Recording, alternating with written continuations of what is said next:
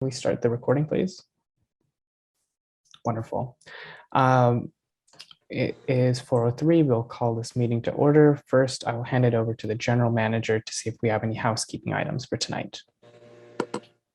Thank you, President Akbari. Yes, just some brief housekeeping remarks. Good afternoon, everyone. On behalf of the Alameda County Water District Board of Directors, I would like to welcome the public's participation in this special meeting of the ACWD Board of Directors. My name is Ed Stevenson, and I serve as the district's general manager.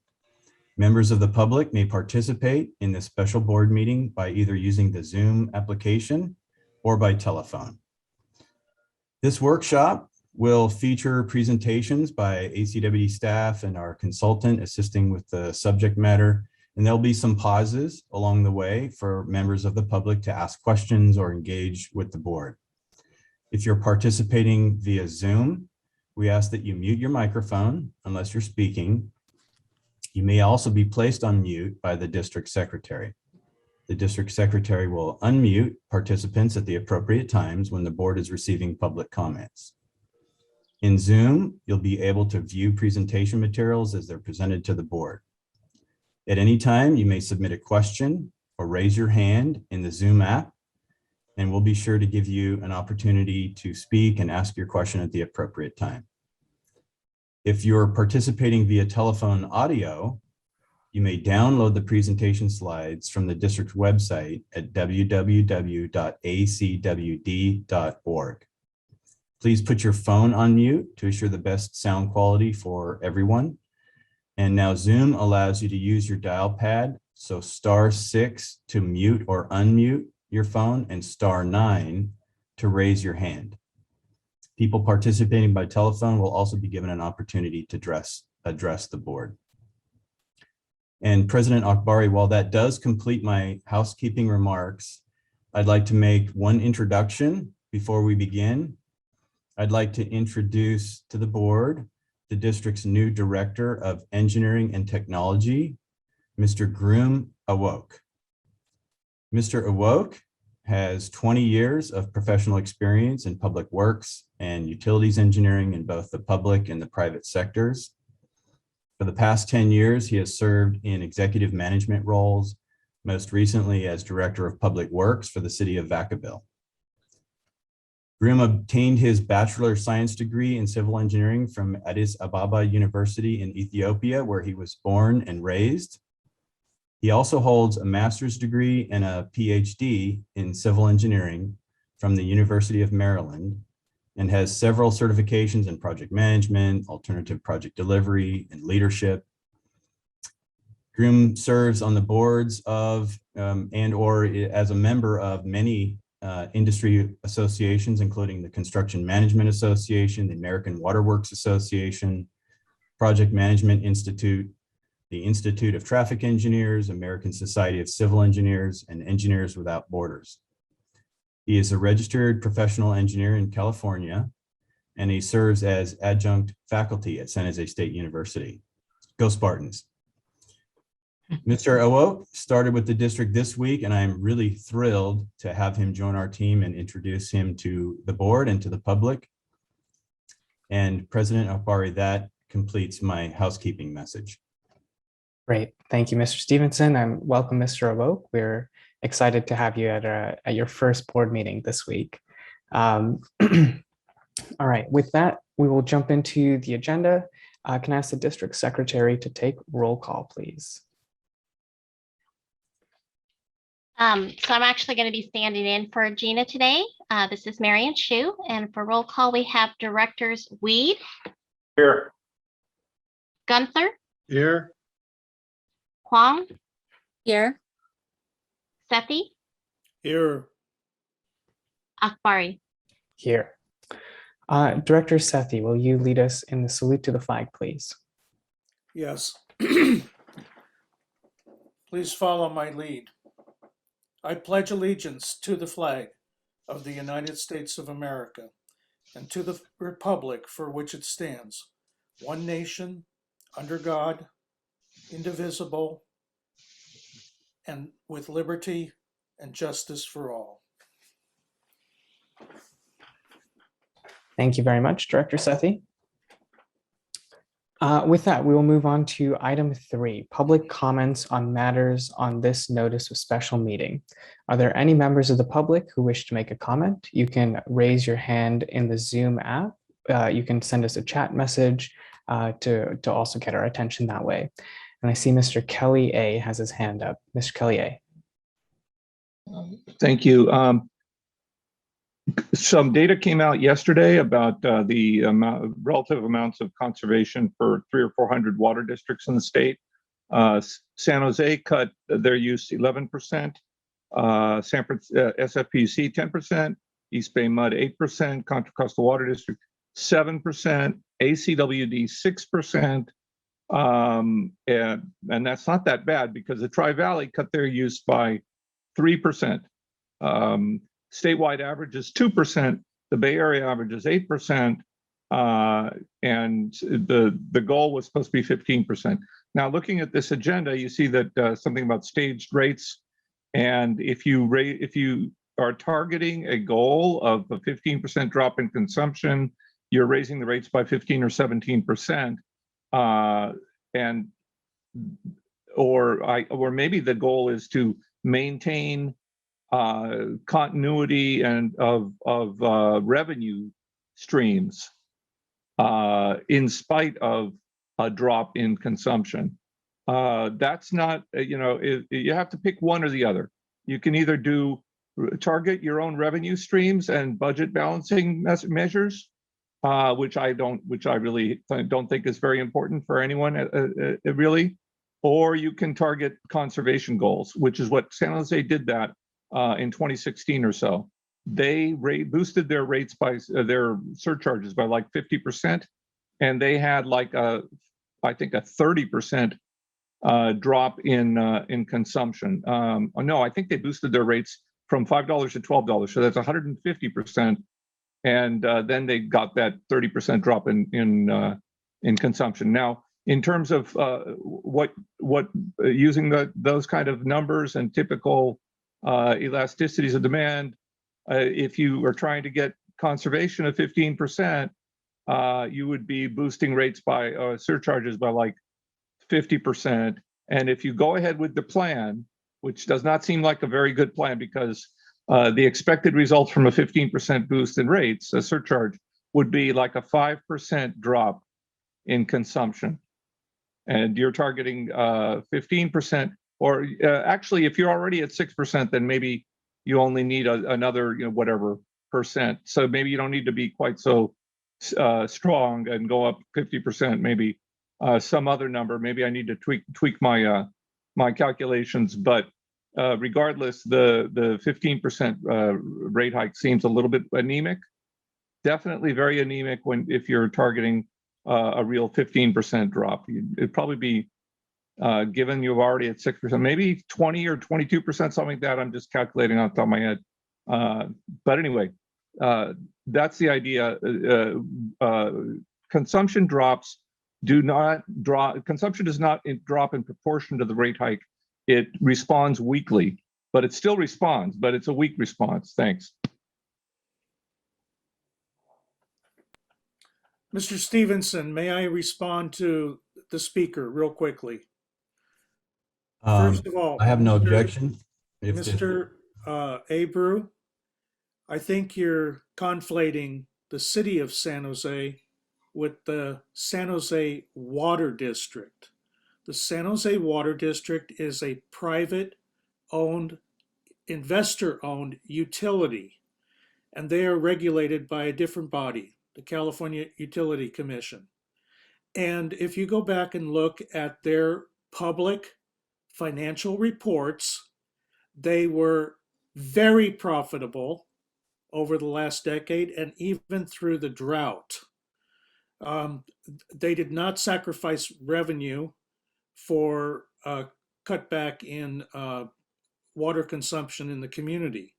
They actually tried to make up for it, and then they were, after the drought, approved for further rate increases, which the public has fought for those customers of San Jose Water Company in the city of San Jose.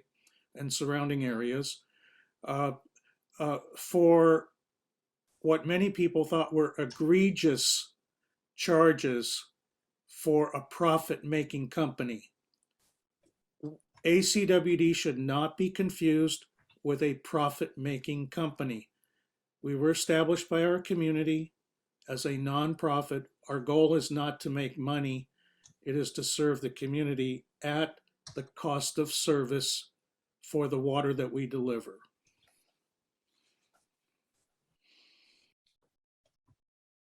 Thank you for those comments. Are there any other members of the public? Yes, Mr. Ken N. Thank you, President Akbari.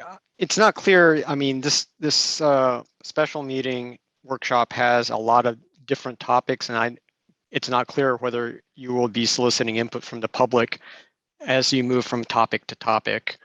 But you know, I will just chime in based on the previous speaker's comments, because one of the topics on the agenda today for this special meeting is the stage rates. And my concern really has to do with the proposal that the stage rates apply from the first drop. And you know, echoing the previous speaker's comments about the relatively anemic response from the public to the calls to conserve water, I believe a lot of it is that, you know, this is not California's first drought, and many customers have instituted changes that have reduced their water consumption. And a large number of customers probably are below the, you know, or approaching the state target for indoor water use. And as such, you know, their ability to flex and conserve at 15 or even greater percentages is limited, because they have already made those structural changes in their consumption patterns that, you know, would be used to conserve. You know, for example, dramatically reducing outdoor water consumption.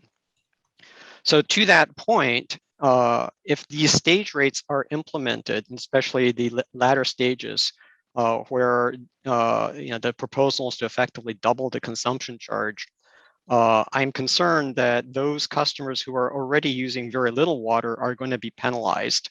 And you know, at some point, you know, when you're talking about basic sustainability of just indoor only water consumption, the district ought to consider, you know, what implementing stage rates while exempting a zero tier, right? So that would be the first X units, and that number X can be subject for negotiation, would be billed at, you know, a capped rate, and then anything above that would be subject to the full stage rate, and that basically would help maintain affordability for those, you know, that are already who have already implemented the conservation measures to bring them in line with the state guidelines for indoor water, efficient indoor water use.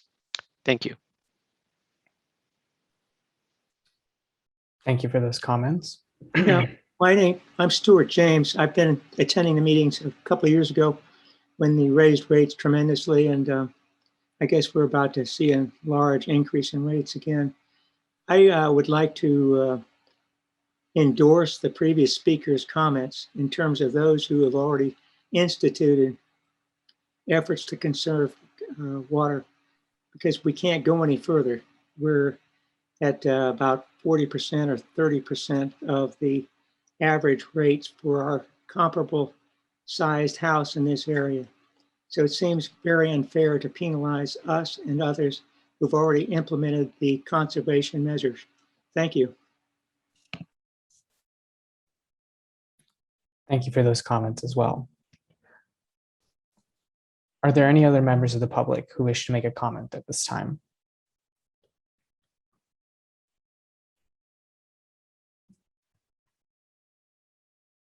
Hearing none and seeing no hands raised in the Zoom app, we will move on to our next agenda item, but I will just mention that we will be pausing throughout the presentations so that we can solicit questions and comments from members of the public as well as members of the board.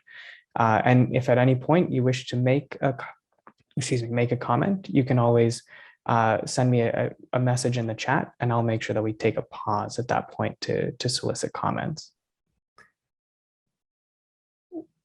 With that, we'll move on to item 4, our financial workshop for calendar year 2021. And I will turn it over first to our general manager, Mr. Stevenson.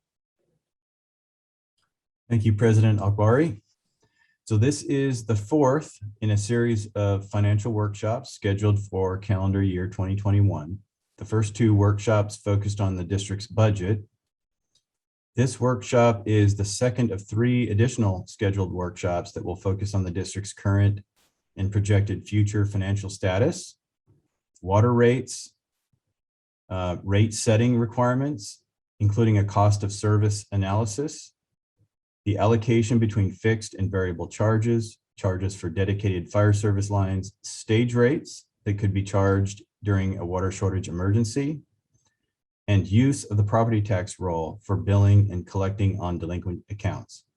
So to get us started, I will turn it over to our manager of finance, our director of finance, Jonathan Wunderlich.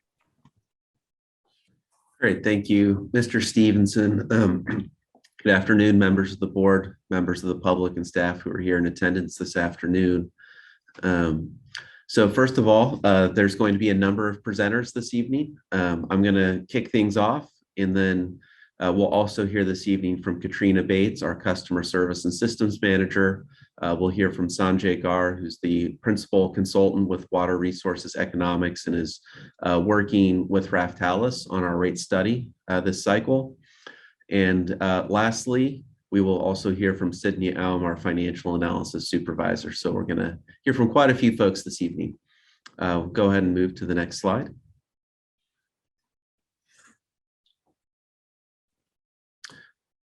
All right, so we're going to cover quite a bit of material this evening, and our presentation purpose is really to review these topics and also receive board feedback and direction specifically about the approach to reinstating formal collections activities, including use of the property tax roll as a part of that process, use of the property tax roll to collect service charges, and also our approach to fixed variable revenue recovery, and specifically how the proposed 3% rate increase would be applied, whether that's applied uniformly or if it's focused more on say, the service charge or on the commodity charge.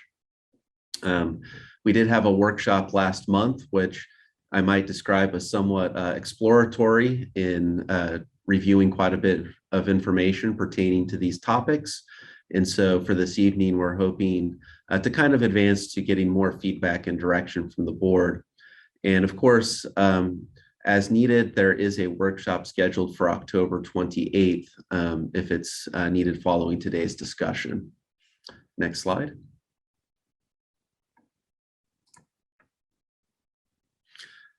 So we'll start out again by recapping what was done at the August workshop. Then we'll get into some of the detailed items I just talked about on the previous slide in terms of the purpose for tonight with resuming collections activities, the financial analysis on using the property tax roll to collect service charges for non-residential accounts. We do have some additional stage rate scenarios to present based on some potential state actions that we think could be happening in the coming weeks or months. And then again, we'll review data and policy considerations related to fixed and variable revenue recovery. Next slide. All right, next slide.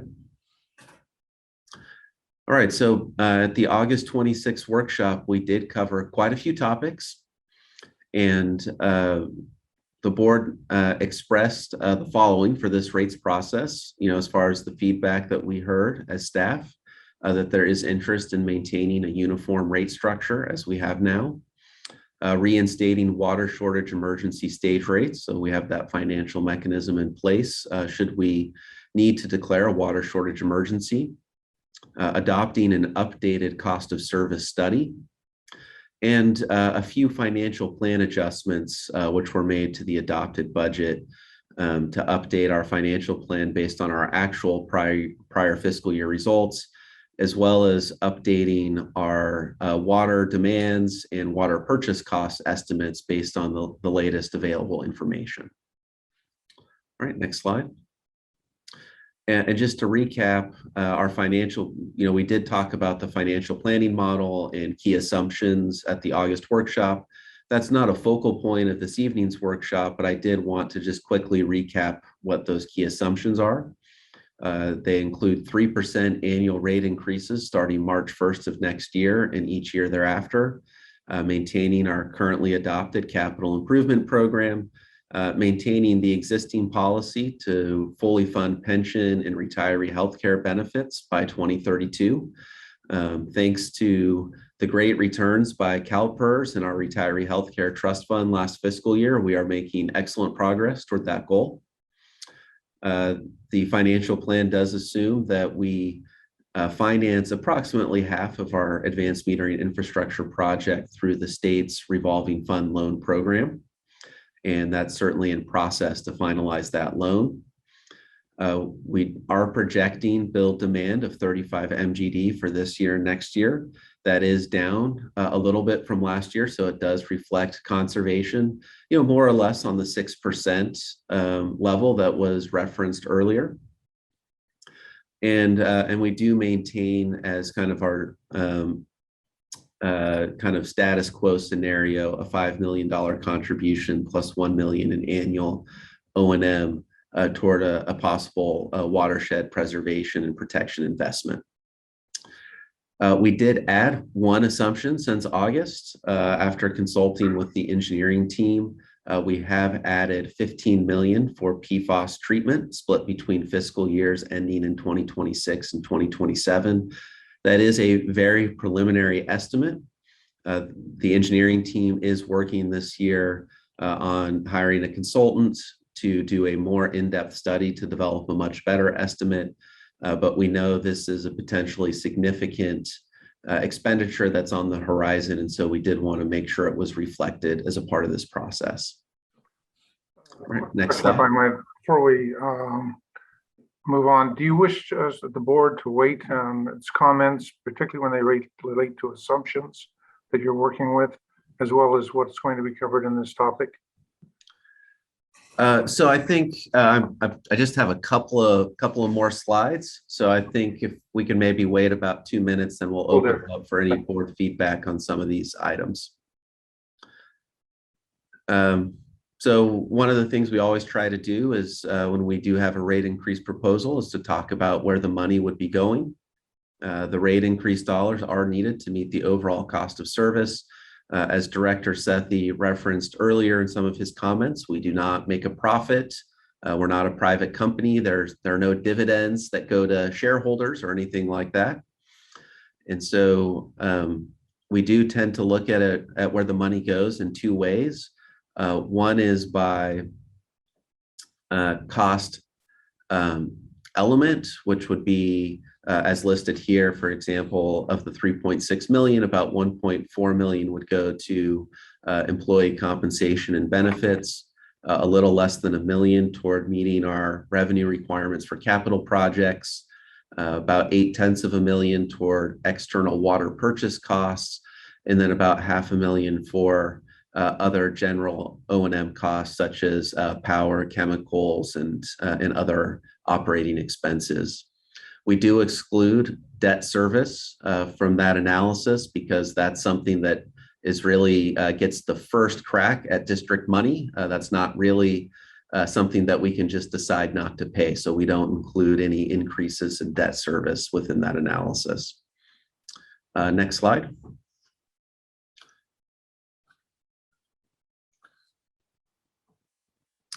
Can we advance to the next slide?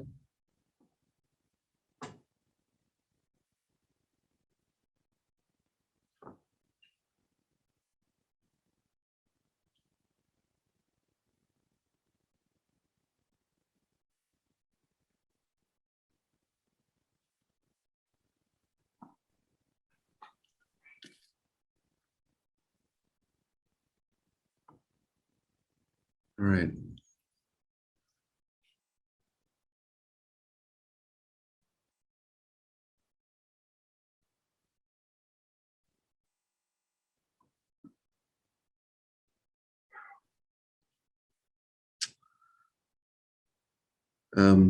Marion, should I try to share my screen?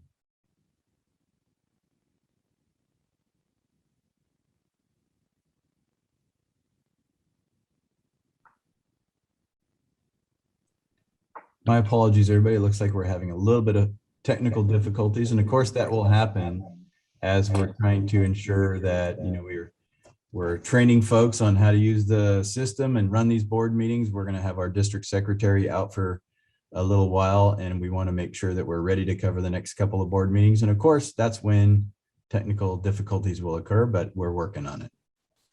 Yes, John, can you share your screen? I've lost my connection. Okay. All right. So let me advance this here. All right, everybody should now be able to see a pie chart on my screen. And so we look at things by cost element, but also by cost center. Primarily when the district does its accounting, it really looks at the functions where the money goes. And so, and what we've done here is we've broken it out by the different cost centers, such as source of supply, capital projects, O&M, and general administrative costs. And we've broken it out between the kind of the third-party costs within each cost center, as well as the staffing related costs in each cost center. So for example, you can see on source of supply and capital projects, most of the cost increase is related to third-party costs, money that we pay contractors to actually construct our capital projects, or money that's paid to the state of California or San Francisco PUC for water purchase costs. And then on the other side of the chart, for example, with our operations and maintenance, it's mostly labor, because operations and maintenance is a very labor intensive function. And then here with the updated assumption that includes the PFAS treatment, this is what our general fund ending balances look like through the next 5 years. And our final balance at June 30 of 2027, based on all of the assumptions that have been presented, is 72.2 million, or just a little less than 3 million above the district's reserve target. So that does conclude this section of the presentation. And so before we advance to the next section, it would be an appropriate time for any board feedback or discussion or public comments pertaining to this section of the presentation. All right, I had made some comments at first to see if there's any public comment on this section, then I'd like to make a comment by my director, president. Barry. Sure. Okay, we can open it up for public comments first. Are there any members of the public who wish to make a comment or ask a question at this time? You can raise your hand in the Zoom app or get our attention through the chat feature.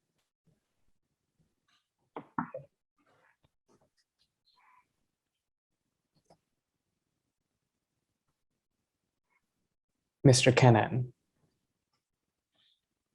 Yeah, just a real quick question with regards to this proposed $15 million for PFAS treatment over the 2 fiscal years. I assume the 15 million is a capital expenditure. Is there any increase to the ongoing O&M that would be associated with that treatment facility? Yeah, so I can take that initially. All that's been added is the capital cost, presumably those starting in fiscal year 27-28, there may be some minor additional O&M costs related to that, but those have not yet been factored in. Yeah, I would just concur with that. This is very preliminary at this point. We are engaged in some work right now to define the scope of what we would need to do over the long term to deal with PFAS. And so we're not at a point where we've really even detailed the capital costs. This is our initial estimate, but we've got a lot more work to do. There would be some incremental increase in operating costs, but at this point, we would think that it'd be minor.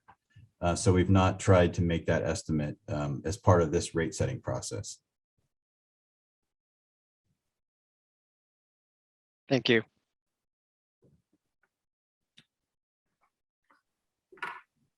John, I do see a question in the chat about the what the bars in this graph represent. Maybe you can walk through that for members of the public.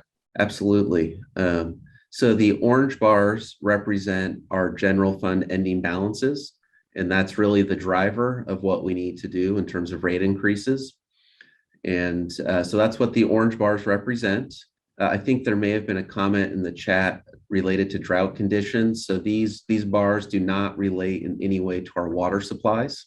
It's specifically to our financial condition with our general fund ending balance. And then the red line that comes across is our target reserve balance.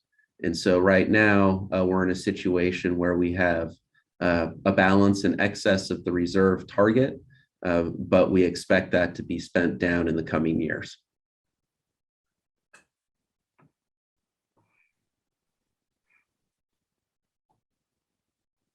Thank you.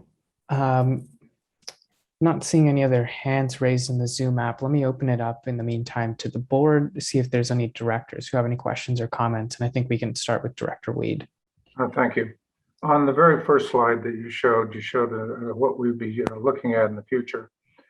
I saw that you were suggesting that we look at placing the service charge on non-residential properties. Fine. I did not see a reference to putting the delinquent bills on the property tax bill. Is that part of our consideration? That is on the agenda for this evening. In fact, it's the very next section of the presentation. Okay, but it will be part of it. Thank you. Yes, absolutely. Next on N3, I would suggest circumstances have passed by, circumstances have changed, and I would hope that we would revisit that entire thought. At this time, eliminating it from our budget. There are implications to the current proposed dollar amount, which I would not support. And but I would support a much higher dollar amount for other options. And until those are clarified, I don't think it's appropriate to try and include them in our budget, but in our among those reserve issues that we are going to address as time comes on. Next, I would hope that we could develop a simplified chart that showed variable expenses and non-variable expenses, and variable income and non-variable income, because that is our real problem. And the reason we're doing staged rates, it's reactive. If you look at the timing, we'll get into it, but staged rates are there in response to a shortfall of revenue. They have nothing, if anything, a little, if anything, to do with conservation. Yeah, Director Weed, if I may, we do have some charts to that effect, and we'll discuss the fixed and variable allocation extensively later on in the presentation. All right, thank you. The San Jose Water Company, not a district, but it was appropriately pointed out that is a private investor-owned utility under a separate set of directions and guidelines and governance. Next, on the final chart, there's something called the planners group, and it's reflected here. We've had this same basic chart every year that I've been on the board. If you go out 7 years, we see the lines crossing. But next year, that'll just keep shifting down 1 year as we get more and more specific. Projects get delayed, different sources of income are identified. So to go out more than 2 or 3 years, the predictability drops dramatically. So we're very good for the next 2 to 3 years, which is really all we can hope for in this type of endeavor and review. Thank you. Thank you, Director Weed. I do see we had a couple more questions come in from members of the public. We had a question about moving fees to the property tax roll and how how the amount would change if one elected to close service and restart later. Mr. Wunderlich, I believe we'll cover a scenario like that later in the presentation. Is that correct? Yeah, we will get into the property tax issues later on in the presentation, but I would just add one comment based on this question at this point, and that is the discussion is about whether or not to collect charges using the tax roll. That we are not suggesting any change in the rates or the amount of charges. It's just a different mechanism for collection is what's being discussed. Got it. We also got another question on delinquent accounts and the impact that they're having on ACWD's financial condition. I believe we'll also cover that at a later point in the presentation. Is that correct? That's correct. Wonderful. So we will address those questions tonight as well for our members of the public.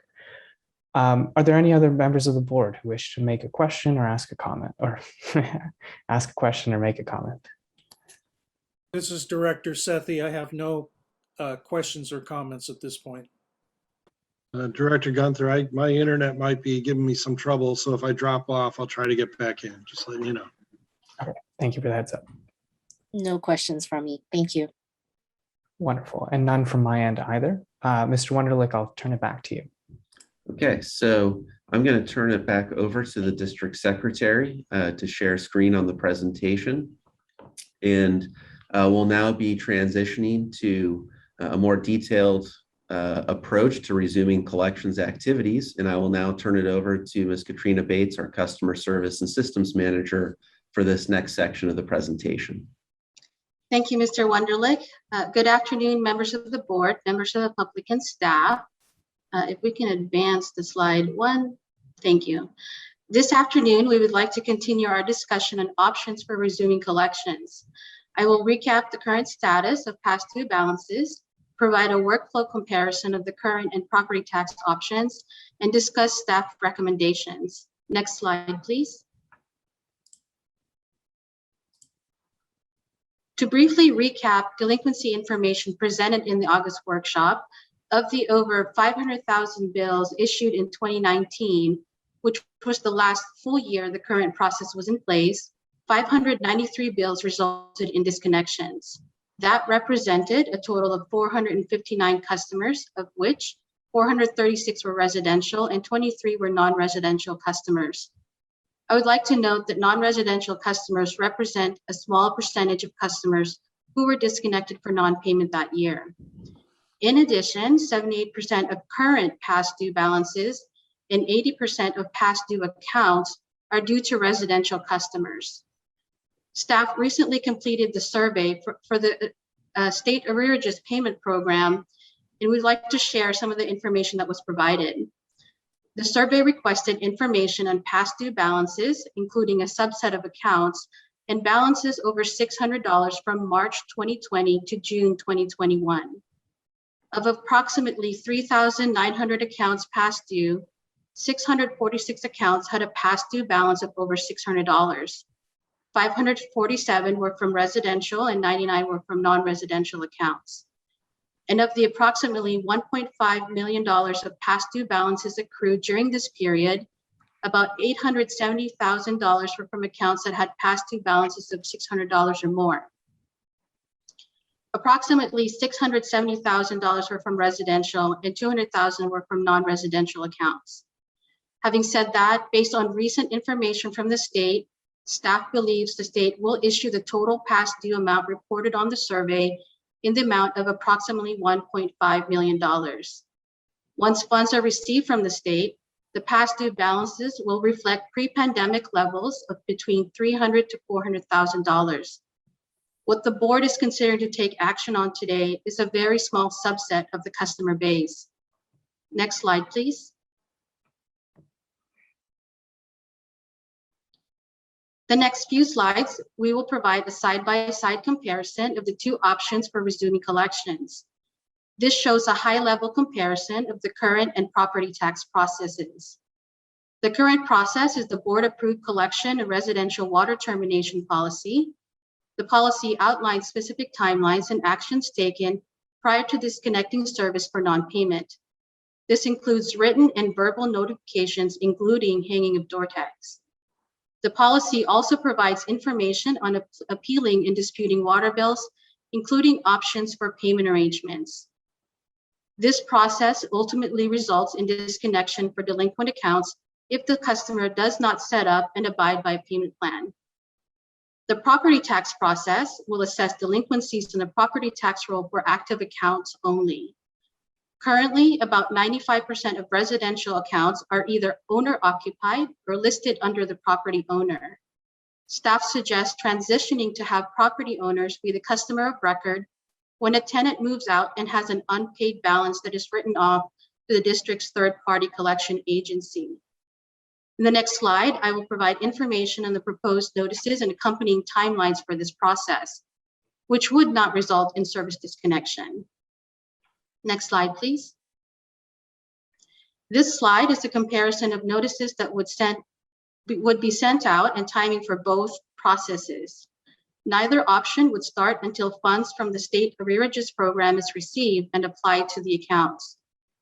The current process is based on the approved policy and State Senate Bill 998.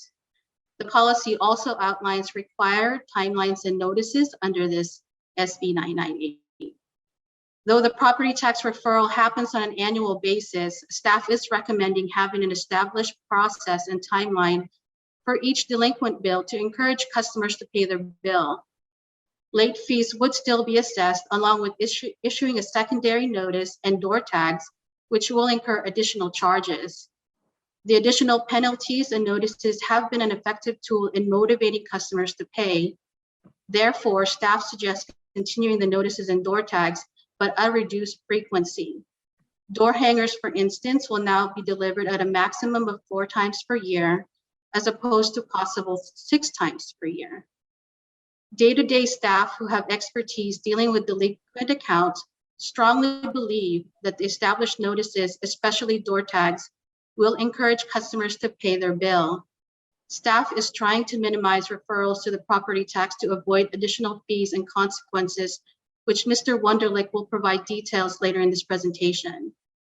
Staff will continue to assess effectiveness of these notices if the board elects to utilize the property tax roll to collect delinquencies. I would like to point out the significant timing difference of receiving funds between both options. Since property tax assessment are on an annual basis, payments may not be received until 2 years after the bill was originally issued, depending on when the bill was generated. For the current process, when a customer is disconnected, customers have typically paid their balance on the day service is disconnected. Most customers are without service for a couple of hours. It is rare that a customer is without water for over a few hours.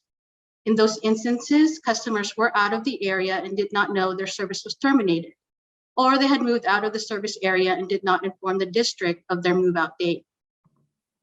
Next slide, please.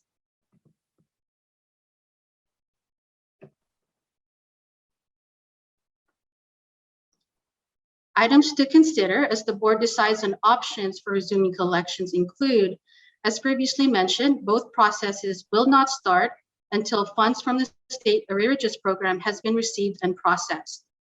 The current process will resume at the same time for all residential and non-residential customers. If delinquencies are collected on the property tax, staff suggests providing property owners additional time to assume responsibility of the account or make other arrangements with their tenants prior to moving forward with assessing delinquencies to the property tax roll. However, owner-occupied accounts can start earlier. Next slide, please. There are some advantages and disadvantages with both approaches. While the current process ultimately results in service disconnection and is not fully guaranteed that funds would be collected, 99.9% of the time, customers pay their bill during the collection process and after the service is disconnected. The current process also allows for more flexibility with customers who have financial difficulties, while there's less flexibility with customers when the delinquency is referred to the property tax roll. We will no longer be able to assist customers with payment plans that go past the date when the balances are referred. Essentially, the balance is written off until payment is received from the county. While staff considered providing more flexibility for payment plans and delinquency periods, staff determined that since customers have a predetermined arrangement of when to, up to when the property tax statement is generated, it is not advisable to extend the window further, which would result in further delaying in receiving funds. The advantage in using the property tax option is customers are not disconnected and are fully guaranteed receiving the funds, less the administrative cost. However, accounts that are closed throughout the year would still be referred to the district's third-party collection agency.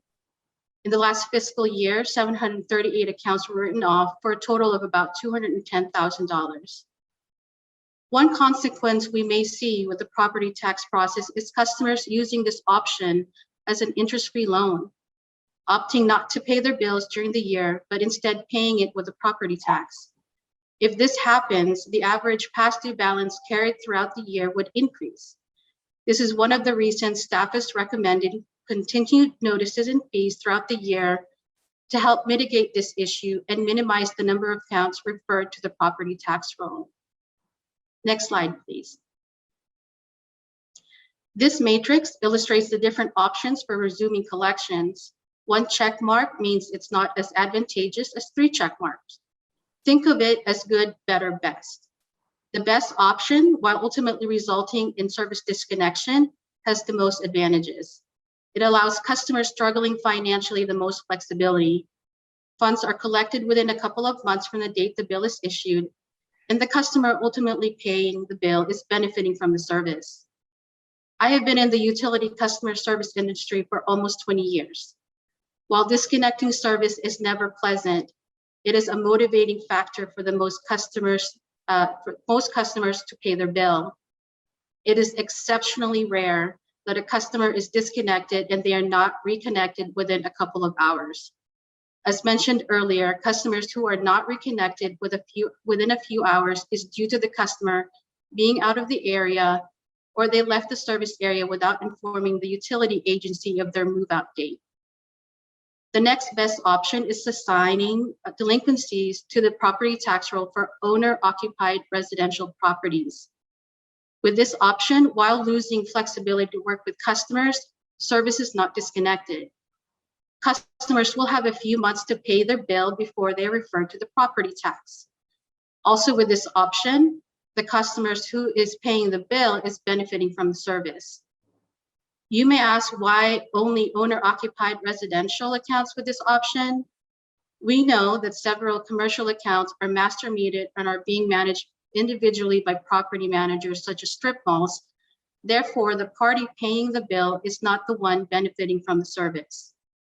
This would be the biggest disadvantage for the third option, which is all delinquencies being assessed to the property tax. Along with losing flexibility with customers and the reduced timeliness of collecting funds, this would be the least favorable option. Next slide, please. In conclusion, staff recommends resuming collections using the established process with bills starting January.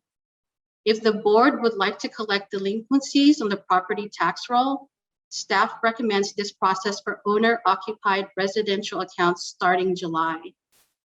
Any collection activities related to these processes will only commence once funding is received from the state for the Regis program.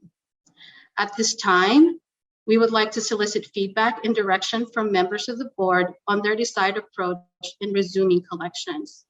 Thank you. Thank you, Ms. Bates. Let me first open it up to members of the board, see if there's any questions or comments on what's been presented. I certainly have some, but I was also be interested in comments from the public. But first of all, on what's been presented, there is a distinction between the service charge and the commodity charge. On issuing a bill, initial bill, we can only put the service charge on the property tax. For a delinquent bill, we can put both the service charge and the commodity charge. That's not reflected in this report to us. The service charge is the property owner, the payer of the property tax, since those are property-related fees. And we can certainly put the initial bill to the property tax owner and collect it through delinquency from the property tax owner. It's separating those two bills, which is important, and ultimately giving the proper balance so that our fixed costs match our fixed income and our variable costs match our variable income. Stage rates and all this other nonsense goes away. Next, not in your report are the number of times that this past year, when we've had to turn over a bill to a collection agency. Over 700 times. If you want to kick someone when they're down, you turn over a bill to a collection agency. Putting it on the property tax would eliminate that. Third, once it's on the property tax bill and using that as our collection mechanism, there's absolutely no reason to have doorknob hangers. Make work. Part of an archaic approach we've used. We've greatly reduced the number of doorknob hangers in this district, at one time over 8,000, by using emails. That's a lot of time, and now we're charging them and adding insult to the injury. So the need, particularly when it goes on the property tax, of using doorknob hangers, I would argue, goes away. So there are aspects of the report which are helpful. There are others which miss the operational how this operates and what the basis should be. Hopefully the board can address these. Thank you.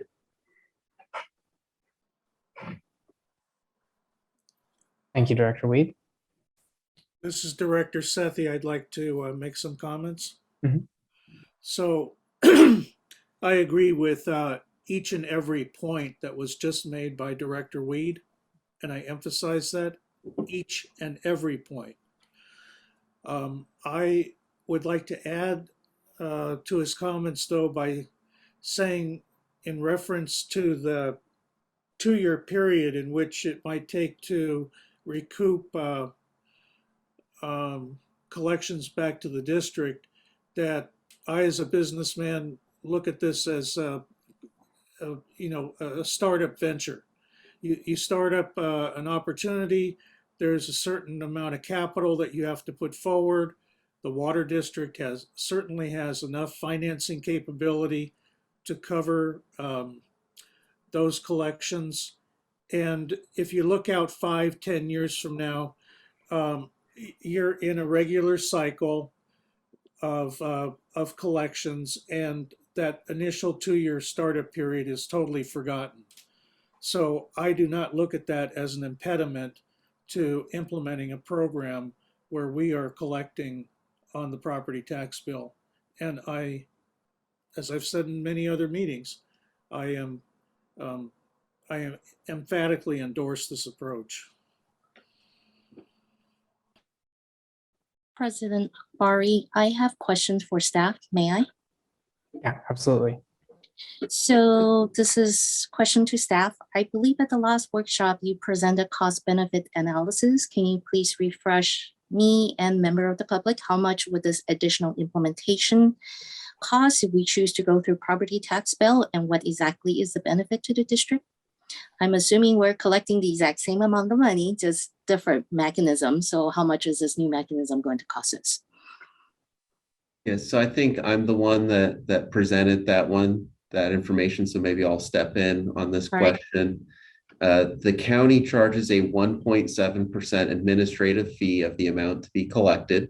So we would pay the county 1.7% of whatever amount.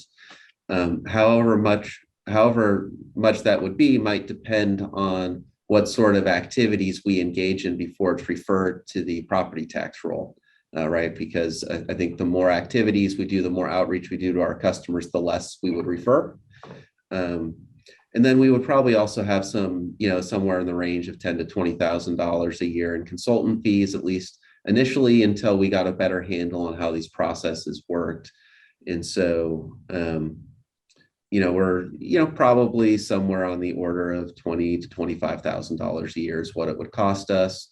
To the extent it improved our collections, which I think it would, right? If it's put on the tax roll, it's pretty much guaranteed collections once it gets on the tax roll, then it would be a financial benefit to the district. Can I have a dollar amount? Oh, now I've got to bring up my file from last month's meeting. That will take me just a second. While you're looking, right, we are talking about collecting somewhere around, let's say 400K. I think the figure given was about 300, 400K delinquent bills, right? Normally our customers will pay. And even if we go to the property tax bill route, you still need to have two parallel processes. So from a business cost benefit point of view, you're basically collecting the same money using, instead of one, you're using two mechanisms. And the two mechanisms, what I am trying to figure out is how much is the second parallel process going to cost us and how much additional money do we think we could recover? At the same time, please remember that our customer would lose flexibility in negotiating with us, right?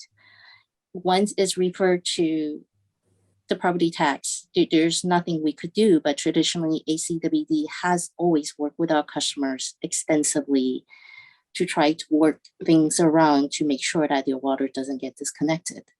We're going to lose that. And in terms of, we will talk about the fairness and how it benefit people or not, moving the fixed charges to the property tax bill. That's for the next segment. But I am just going to say, it seems to be unreasonable to put people in a position where they, I think it was pointed out at the last meeting that if they're short of $20 to pay their bill, we'll work with them. If they're short of $20 to pay their property tax bill, the county is not going to work with them and they are officially in delinquency, right? That is not customer service as I see it for Alameda County Water District. And I think Mr. Wunderlich has a number for me. You kind of have that look. I've got the number now. So the analysis that was presented last month, which I wouldn't change, nothing's happened that would cause me to change this analysis, projects an annual net financial benefit. So the improved collections less the administrative costs of $113,000 per year. Okay, so and that would be a maximum benefit because as Ms. Bates pointed out, accounts closed during the year. We really wouldn't be able to use the property tax process. So this analysis kind of assumes that any delinquency can get captured through the property tax roll. Right. So basically less than 100K, we're taking away the flexibility for our customers to work with us and putting them in the position that potentially they would be delinquent with their property tax. I can't support that. On the other hand, I would say we should resume collection after we get our reimbursement from the state using our current established process. And that would be my preference. Thank you. Director Sethi here. I would just like to reply that I don't think this takes away any flexibility from our customers. They know what the ultimate scenario is if this goes on their property tax bill. If they wish to clear up their bill, they're still able to do so working with the district. And I would also remind folks here that the cost, whether it's a little bit negative or a little bit positive, is inconsequential in terms of our revenues. You're talking about $113,000 against revenue that's close to 120 million and will double over the next decade or so. This is absolutely a trivial argument. Period. Which is fine. Then why are we doing this? Why don't we just remain what we have? Because it is more efficient. That's why other water districts and utilities go to this method of collection. It is more efficient. Director Sethi, I think I am just going to say that the flexibility issue, I think, was pointed out by our staff in both workshops, this workshop and the July workshop.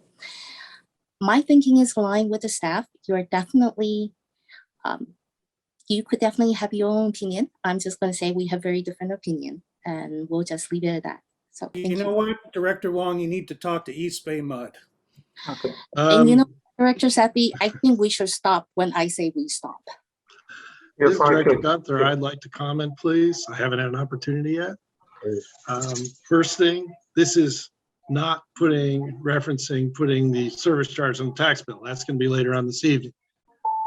Second, my comments, Paul, John, are going to reflect Director Wong's. I think we need to hold the line where we are right now.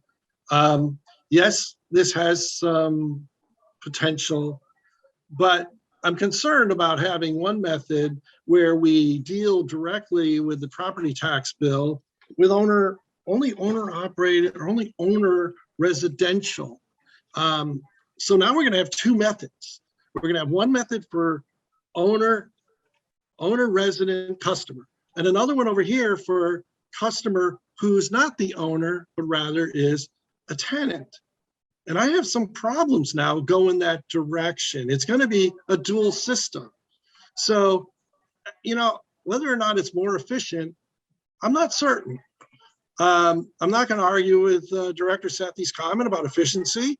However, I do feel that we're going to have two different systems, and maybe staff could comment on that. But I see this as being two systems, possibly three, if we throw in multi-residential. Am I correct, Mr. Wonderland? I'll ask Ms. Bates to respond to that one. Yes, that's correct. There would be two.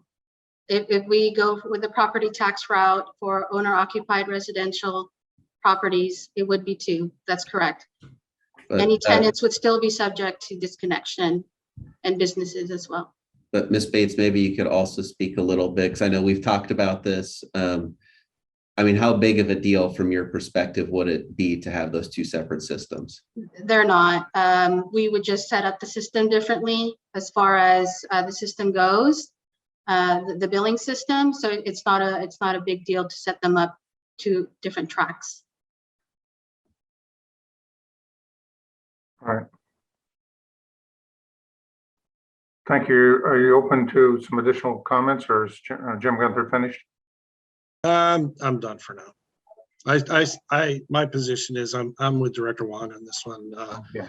I just think we should stay the course where we are presently. I don't see a huge benefit in going this route this evening. Let me point out a couple of things. One, I think the cost estimates need to be revisited.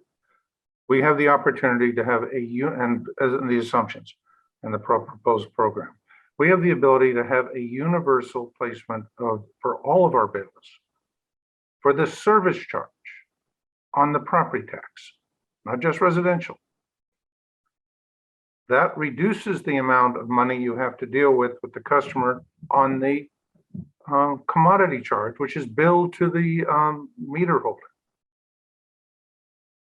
That it makes it a much easier number to deal with. The number of foreclosures that you have for 85,000 customers in our district and all the other properties, and some which didn't have water, has been less than 1.5 per year. We have hundreds of cutoffs per year. 1.5 individuals will actually go through a property tax delinquency foreclosure. It's negligible. It's almost unheard of. So the collection and the impact on the property owner. There are far more flexible opportunities when you're dealing with something that's on a property tax, as opposed to a bill that you've now turned over to a collection agency, and we have written off entirely. We have gotten the full payment once it goes on. Well, we don't have the teeter plan, but it will get paid within 5 years. The entirety, with the de minimis exceptions of that 1 a year or 2 a year foreclosures. And those are people who wouldn't pay in any case because they've lost it all. We need to you have an extraordinary opportunity here to streamline your system. We then throwing in here still are the cost of unneeded doorknob hangers and all those other issues. When we looked at $100,000, it appears that's just the first year's savings. The longer term savings have not been presented to us. And the efficiency of the operation is greatly done. Now, we do have the ability to go back and ask for some sort of legislative help in getting involved in the teeter plan. ACWD opted out when they had the opportunity almost 30 years ago. But that's a legislative guidance. And we've had special legislation, some other things we might be able to change. But getting back on the teeter plan, you get the 100% of your bill up front without any collection activities at all, without threatening to turn off their water, which we won't do in any case under the current legal criteria and the laws coming down the pike. You're getting paid without any of the baggage that we're currently carrying in our current system, and some of the staffing, which could be reduced. And it's very difficult when you ask any staff member to look at a change which will reduce their number of personnel needed and acknowledge that. So I encourage us to look at, now this, putting it on the property tax bill was not mentioned here, requires 4 votes of the board. Yeah, so Director Weed, in the next section, I will cover billing the service charge on the tax roll. And I'll also cover some of the issues you've been talking about in terms of how the county delinquency processes work with the property taxes and how infrequent the foreclosures are. So some of that information will be covered in the next section. All right. I would like to add some extra remarks here if I may, but may I go ahead? Sure. Go ahead, Director Sethi. Okay. So I don't want to be dismissive of the comments of Director Wong or Director Gunther, but I feel that Director Weed and I have been in kind of have had opportunities over the last 4 years that other directors have not had, where we have been able to interface with other water districts across the state of California on how they are implementing these type of considerations that we have this evening, including just recently at the California Special Districts Association meeting, where we were learning a lot. And I concur with, and I hope it's enlightening to our board members, that our finance manager says that this would be a more efficient process. That's why other districts have gone to this method of collection. And second, I think that we need to stand back and look at the issues here a little bit more globally without having a rush to judgment on this one particular aspect of collections. In a global sense, we need seriously to think about collecting our service charge on the property tax bill. That's where, you know, you've seen me as a director. Director Weed has been going in this direction the last 10 years. That's the direction that we need to take, whether it's this board that implements it or a future board. That is inevitably where we're headed. And if you can get the service charge on the property tax bill, which is a much more fair and equitable way of collecting your water bill, and raising your fixed charge to better match your service charge to better match your fixed charges of the district, which we will see. There is an opportunity here later in the presentation. That's a much smarter way of doing business. And this aspect of collections that we're talking about right now is just a tangential fallout of going to that method of collection. And I find it highly contradictory of board members that campaigned on rate affordability and helping customers out. And in a situation where we don't have to turn off anybody's water under any condition, that cannot support these proposed directions for the water district. I compliment staff on actually taking feedback from directors to do the analysis and present cogently the pros and cons of what we have to consider here. But please, before you rush to judgment, let's get through the rest of the presentation and options for putting the service charge on the property tax bill and how we might contain limiting the impact on the consumption charge. Thank you. President Akbari, may I? Sure. I also wanted to make a couple of comments, but Yeah. go ahead, Director Wong. I'll make it really quick. I believe I'll say that for myself and Director Gunther that we didn't say anything about putting fixed charge in property tax. I believe both of us expressed the opinion that we'll talk about it later at a more appropriate time. In terms of what other people is doing in the state, I will say my focus is on our customers, our 3 cities. I understand what other people's doing in the state, but I always tailor my response according to what I think would serve our customers. I would also like to say that I respect different opinions, but I would appreciate that directors do not imply that when we have a different opinion, it's because of lack of knowledge in other people. I fully expect that we have very, very different philosophical approaches toward affordability and interpret what as affordable. So with that, that was a request. And I will also say, for me, customer affordability, it's easier to work with our customer locally to help them pay our bills than potentially put them in a spot where they could lose their home. With that, thank you for the opportunity to speak again, President Akbari. Absolutely.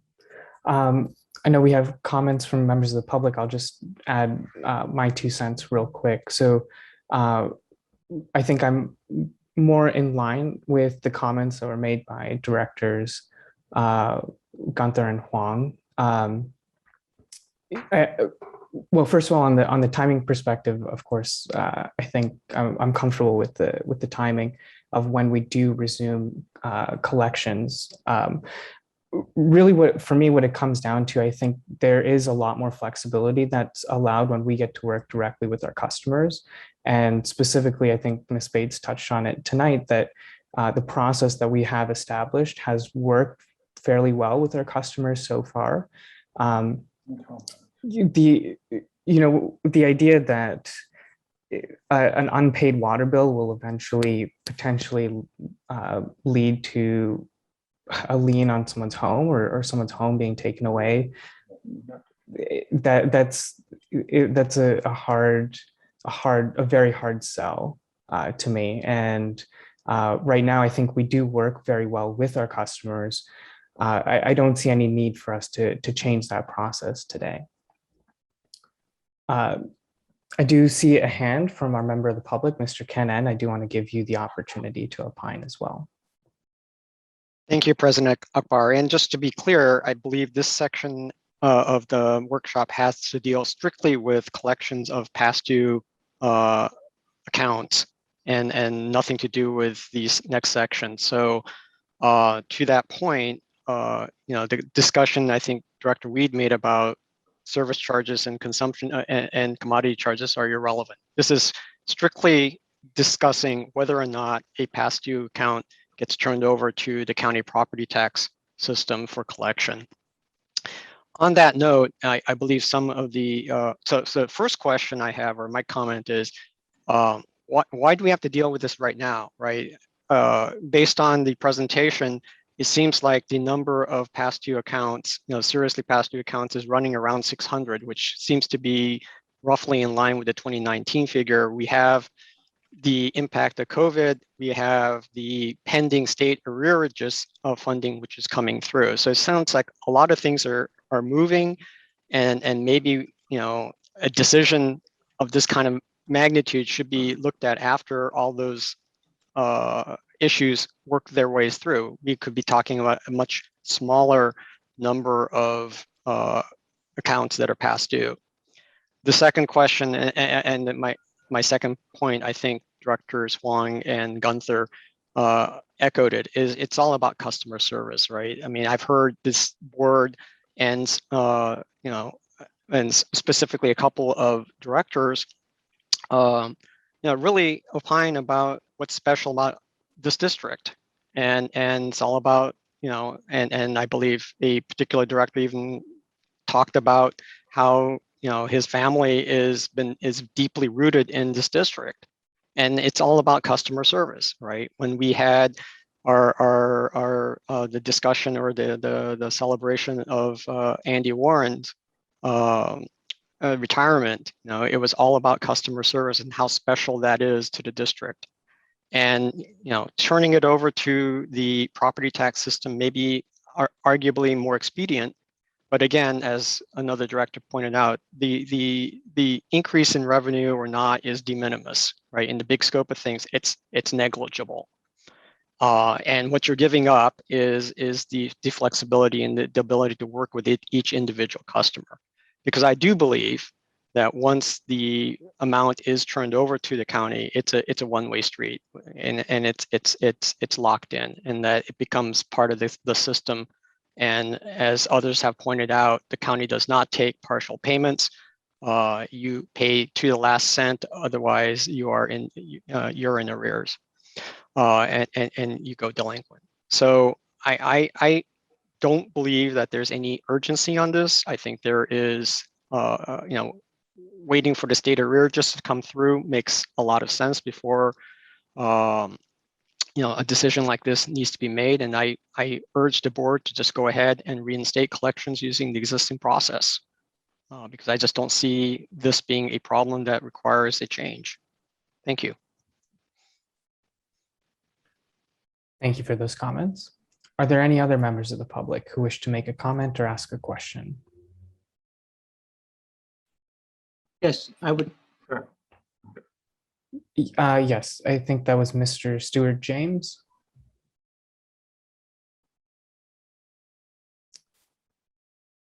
Mr. James, you're on mute at the moment.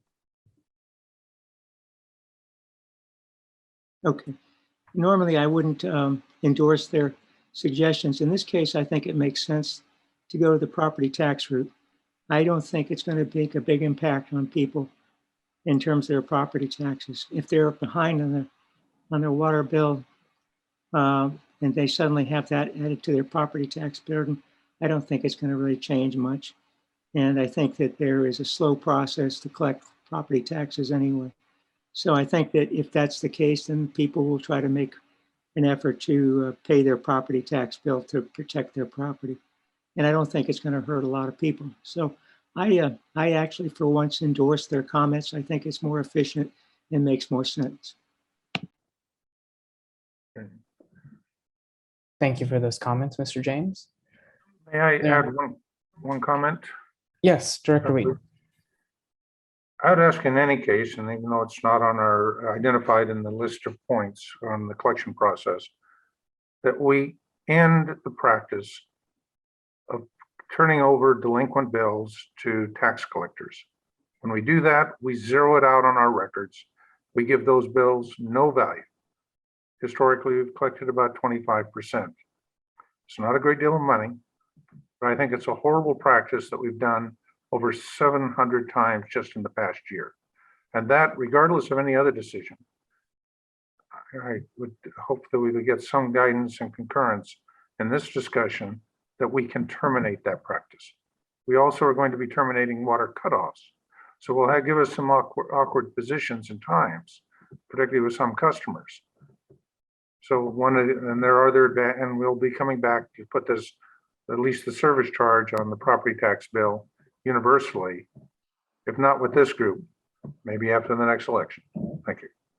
I concur with those thoughts, because essentially what we're doing is writing off expenses, uncollected bills, without ever having any source of recovery. And that's the advantage that we're giving up tonight. Unfortunately, my fellow board members can't see clearly through that. And so I would encourage us as well, get rid of this practice. So if I may, President Akbari, if I could just make a couple of comments, and I'll turn to Mr. Miyake if he has any comments, but it's my understanding under the requirements of Prop 218 that we cannot simply waive charges for water consumption. And so, that's why we do have that practice of sending unpaid final bills to a third-party collections agency, as it's my understanding that we're not able to waive them. But I would look to Mr. Miyake to confirm that.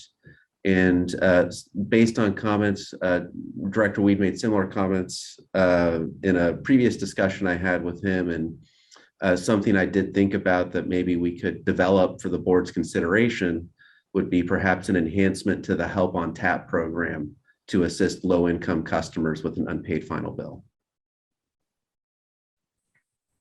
Yeah, and I'm happy to comment on the gift of public funds issue that your Director of Finance has raised.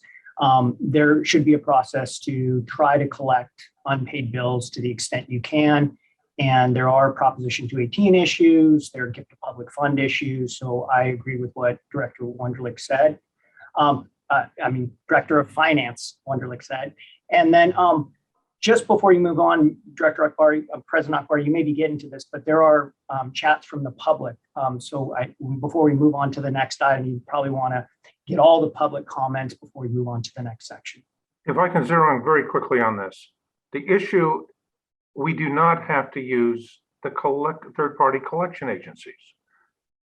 That timing is purely discretionary.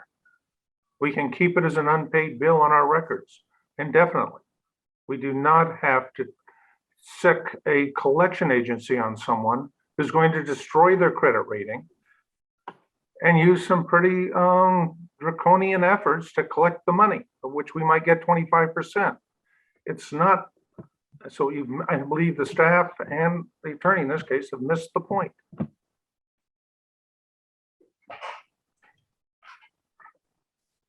So President Akbari, I'd be happy to read the questions and comments submitted in the chat if you'd like me to, and so that we can make sure that all of our public comments are being addressed. Sure, yeah. Okay, so on this topic, there are a few. And so the first one is a question: in the move to collect ACWD fees from property tax, how would the amount be changed if one elected to close service and restart later? And I'll ask Mr. Wunderlich to start with that question. Yeah, so, if somebody closes their service, they would get a final bill. And then if they restart service, then they would start being billed again once they reopen service. And so what would happen is, under a current process is at least a final bill if it's unpaid. If you close during the year, we really wouldn't be able to go the property tax route anyway, because we wouldn't have a connection to that person, to the tax roll. But certainly on the new account, if it was past due, then it would just be any past due amount would be referred for collections on the tax roll. And whatever amount we put on the tax roll would be credited against the account within our customer information system, right? So we wouldn't have dual collections where we're still collecting on the bill and on the tax roll. And so it's really a collection mechanism, and it would not have any change at all on the amount that's owed.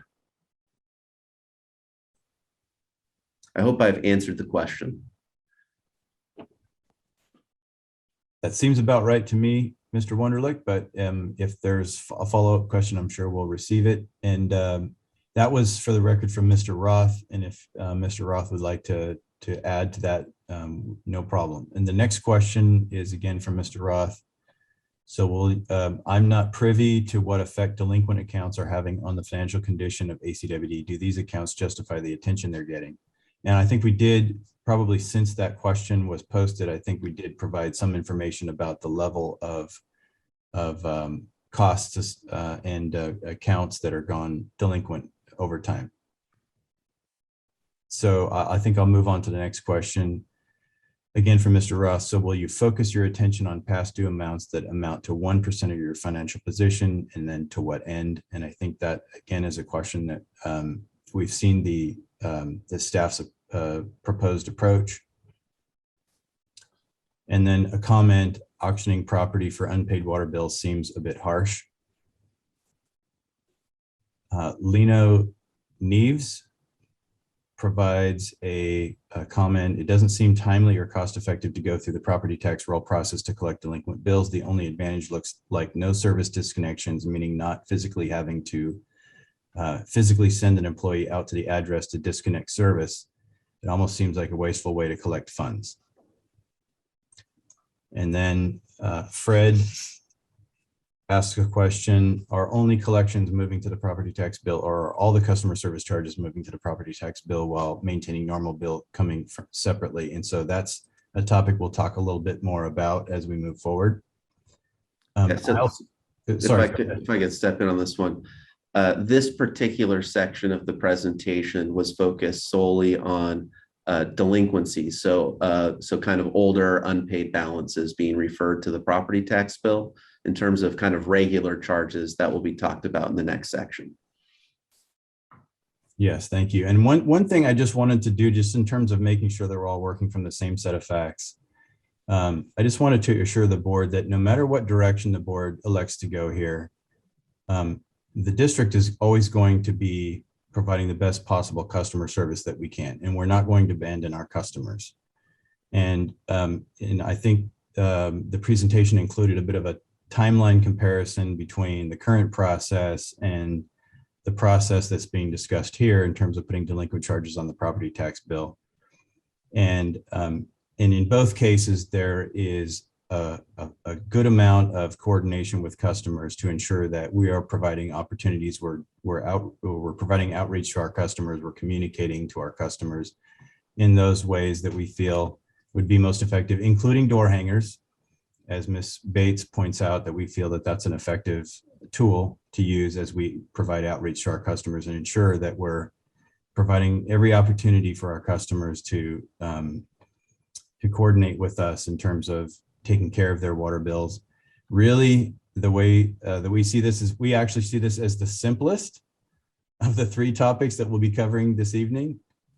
And we really see this this approach to putting the delinquent charges in this one category of customer accounts on the property tax roll as a replacement of the collection agency end result from a process that involves, outreach to the customers.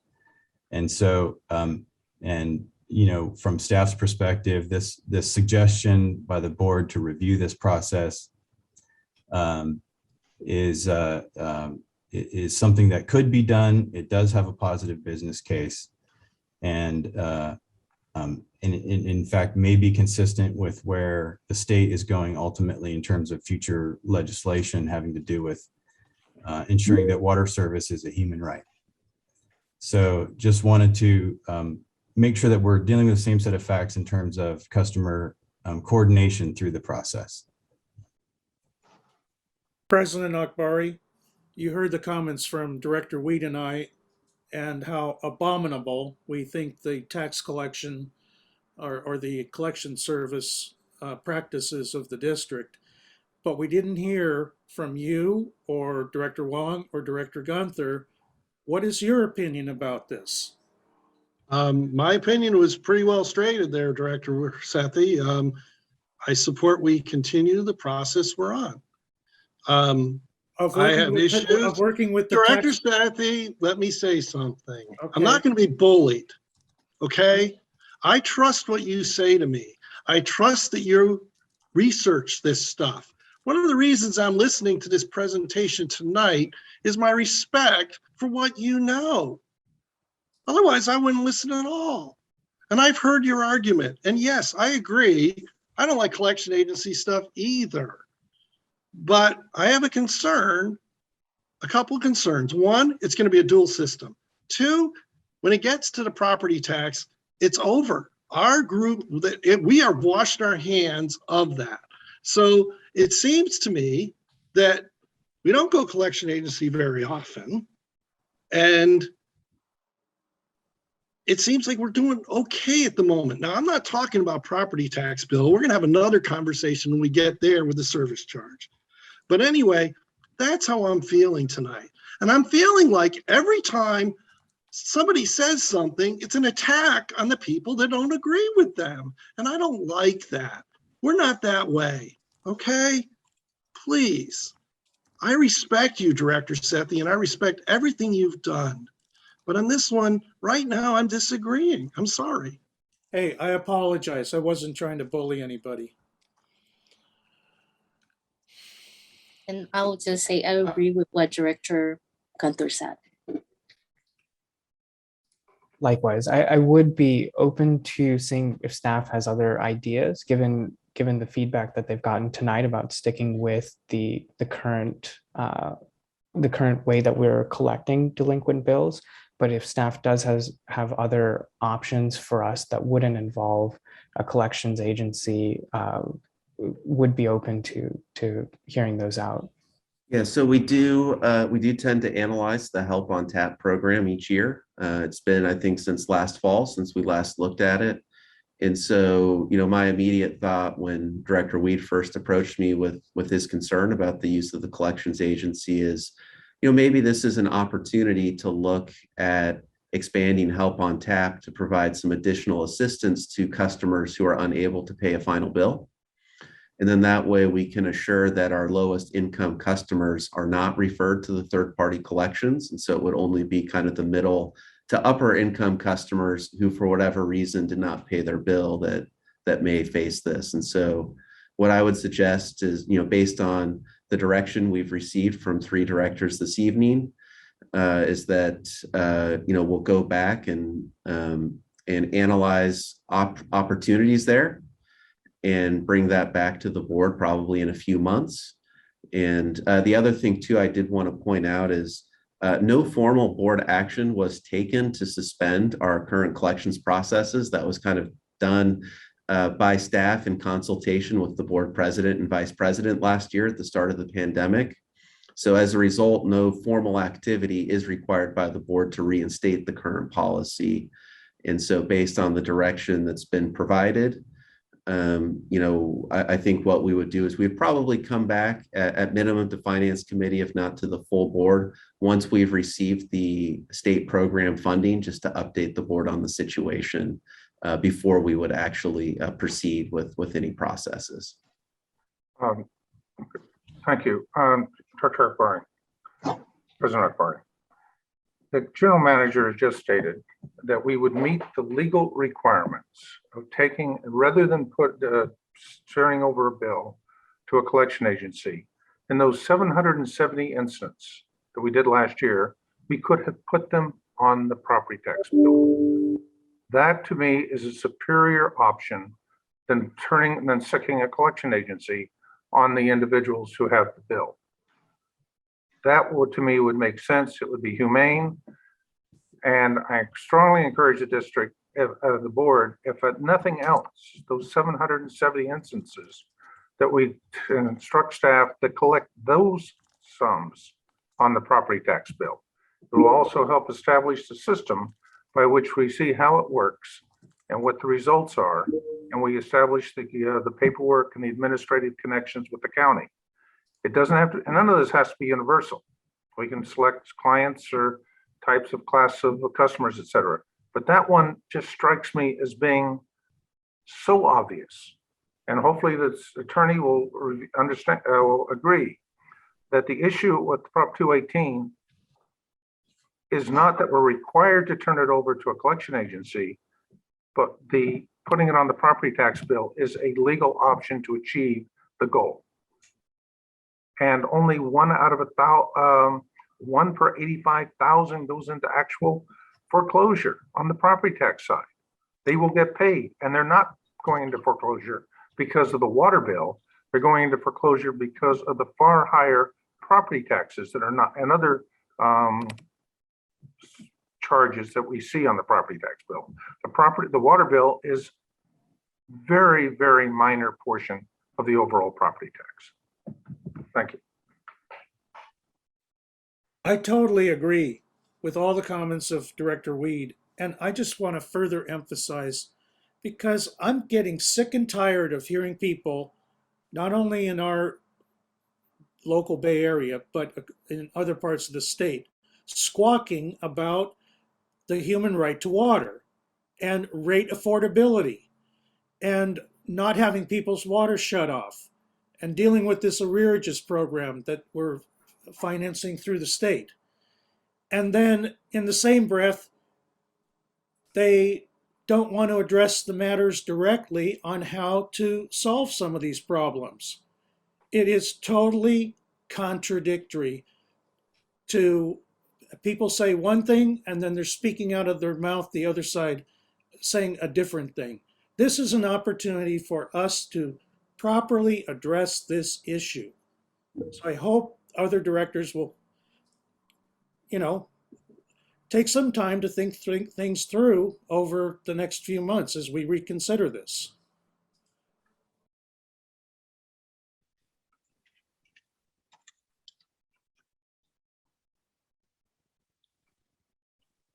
Appreciate the comments. Any other comments or questions?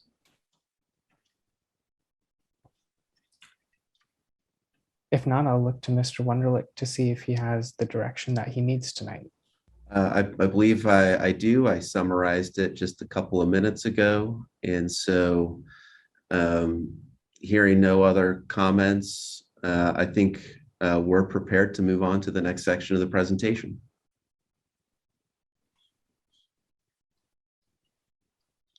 Lost the. All right, so now this is the section about billing the service charge on the tax roll. And so I'll be presenting this section and I'll ask to move to the next slide. So just a brief recap of some of the considerations. What was asked at the August meeting was that we look at the financials of billing the service charge on the property tax roll for non-residential customers only as kind of a different scenario.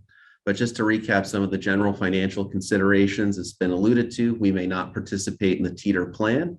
That was a one-time irrevocable decision from decades prior.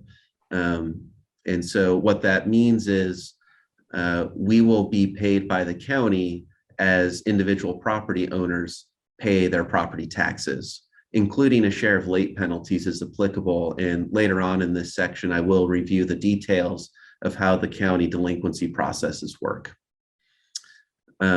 As has also been referenced, the property is repossessed by the county once it's 5 years past due, and that property owners cannot make partial tax payments. It's either in full or not at all. As has been alluded to, and we have verified with county staff, of course, this type of repossession by the county is extremely rare. The county does charge a 1.7% administrative fee unless another amount is specified by statute. And so for this type of charge under the statute, it would be collected under, the fees would be capped at the greater of 1% or $5 per account. Next slide.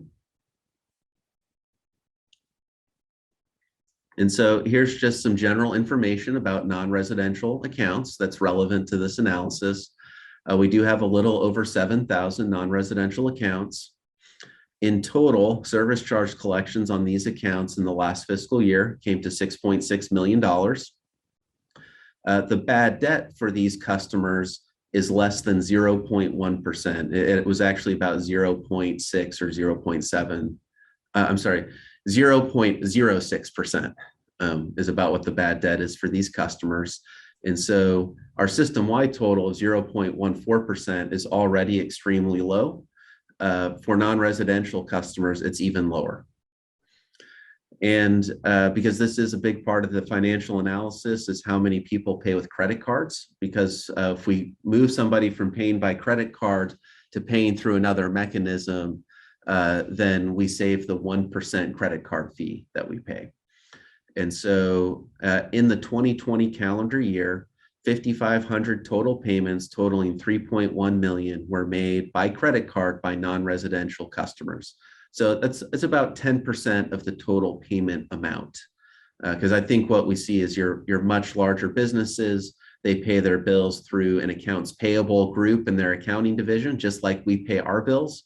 And so they're paid out of a commercial checking account is typically the way that works. Next slide. And so when we look at the costs, we would be paying about 66,000, that's 1% of the total service charge amount collected last year to the county as an administrative fee. That comes out to about $9 per account.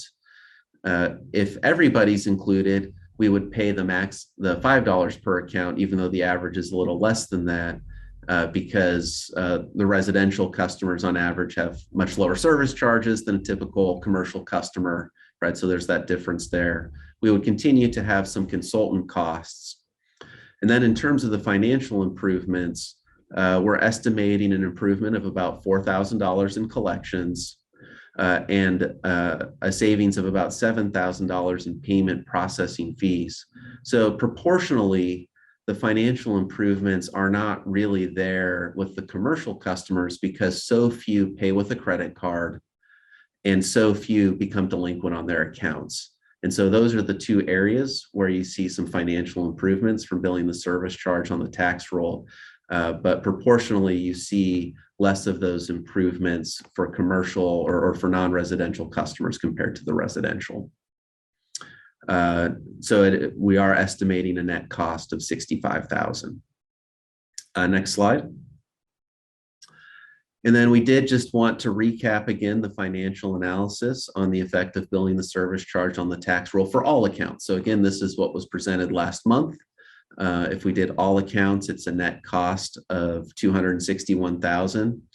And so, the net cost for the non-residential customers is about a quarter of the net cost of everyone, even though they only make up 10% of customers. And again, that gets to how few of them pay by credit card and how few of them are delinquent.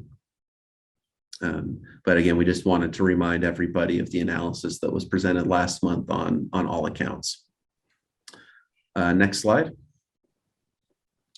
Okay, so now I just want to go through some additional considerations. Should we move forward with the tax roll, whether it's for the service charge, whether it's for everyone or just non-residential accounts? There are about 300 government-owned properties that do not receive a property tax bill. We would need to continue to bill them separately.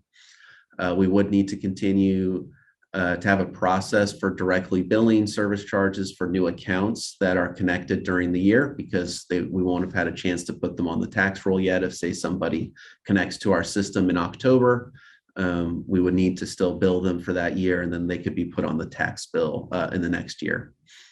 Revenues would come primarily to the district in January and May in accordance with the property tax collection cycle. If in the future there was the ability to get on the teeter plan, if there was some sort of legislative change or solution, then actually I believe we would be paid in entirety in January and May. Right now, not on the teeter plan. It says the county receives the money, so it would come predominantly in those 2 months, but there could be small amounts in other months as well if people, pay late or early. If the tax roll is used for any purpose, we would want to engage a consultant and kind of do a dress rehearsal for a couple of reasons. We need to learn the process, look at the data in our billing system and determine what sort of cleanup, if any, needs to be done, and document and prepare billing system changes.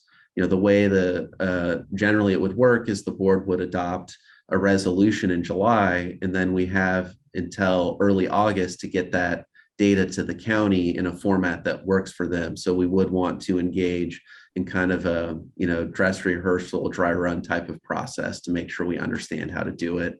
And we wouldn't run into any issues if the board adopts a resolution in July to where administratively, we weren't able to get it to the county in time.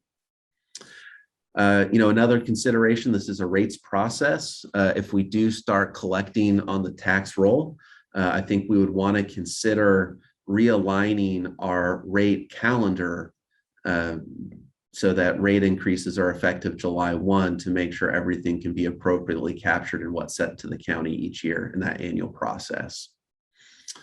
A couple of other last points. Not all homeowners utilize an escrow account. Like for me, I have an escrow account.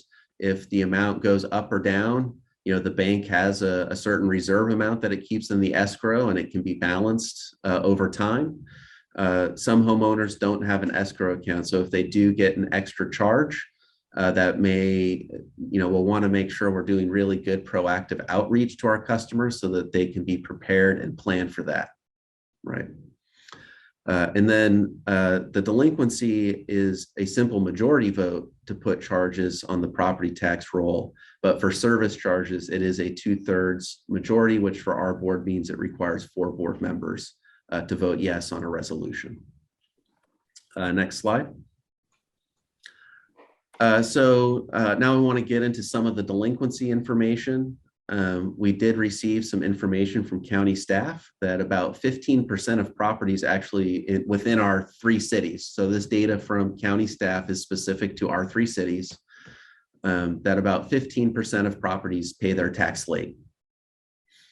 But the amount of properties that are sold by the county each year due to tax delinquency is on average slightly less than 2 per year based on data looking back over the past 17 years. So that is extremely rare. So, that kind of begs the question then, if 15% pay late, but only 2 out of, 86,000 properties are sold each year by the county, what's happening?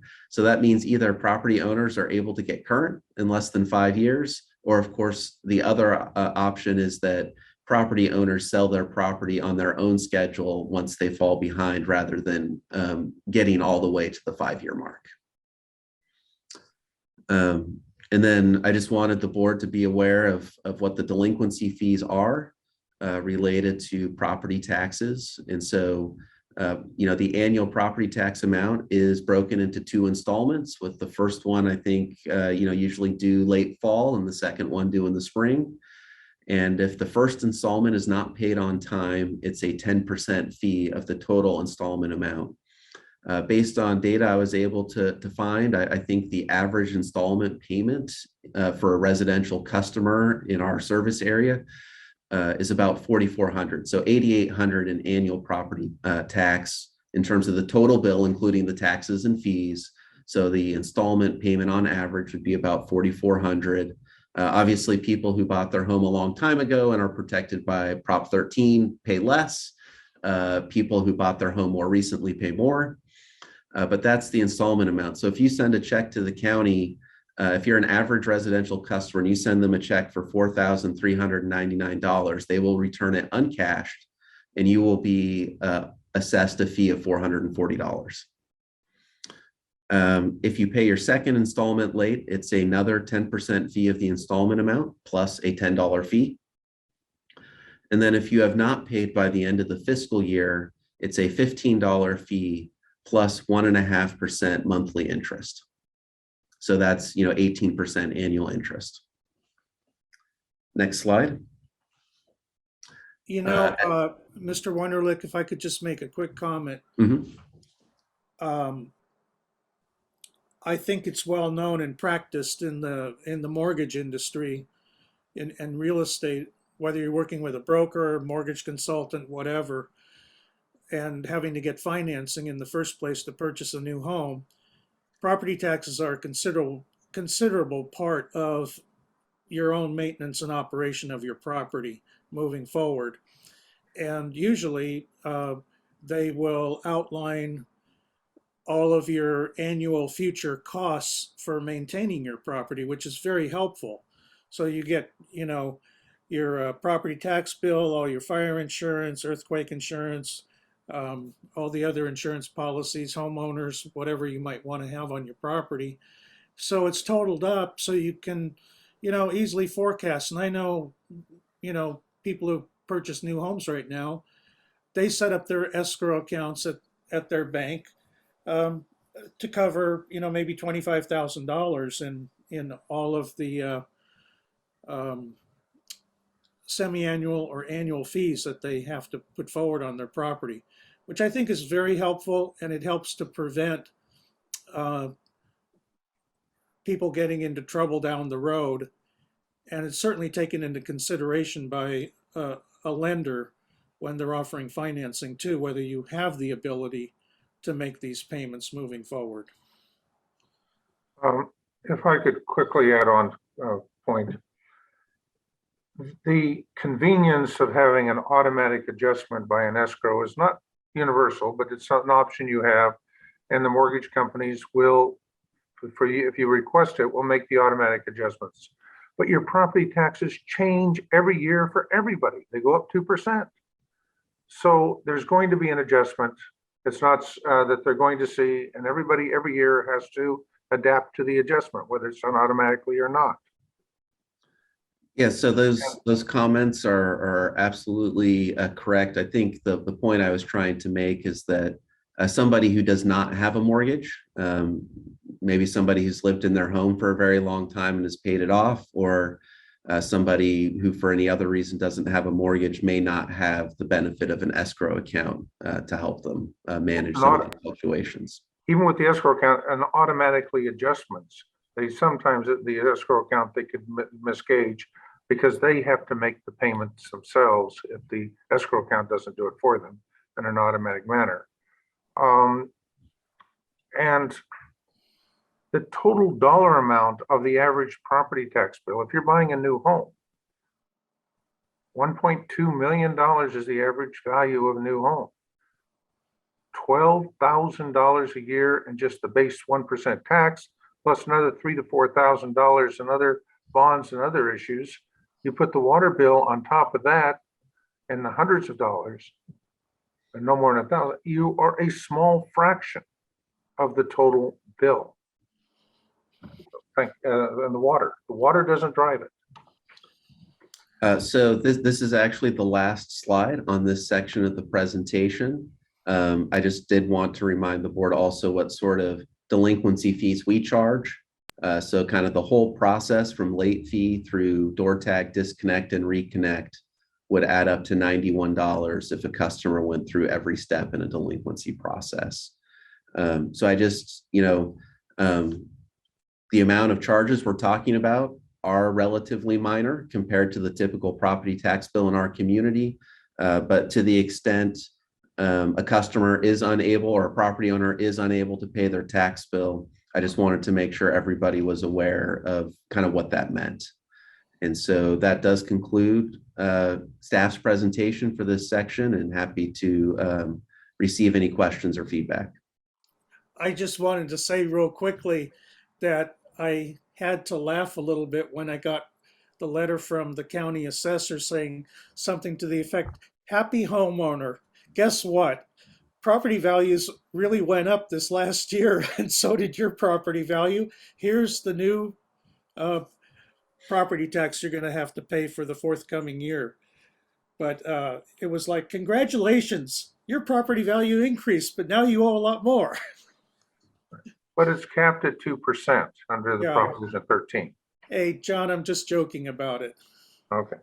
Yeah, I'd like to make one quick comment. It's not really, it's just that not everybody does have an escrow account. Now, I presently do, but I would like to point out, I didn't. For one of my lenders wouldn't establish one. It drove me nuts because I really wanted it, but it does happen. And it was the lender actually that wouldn't do it. And I can't remember if it was my credit union or what it was, but I remember they wouldn't establish one. So they're out there. There are lenders that will not establish them.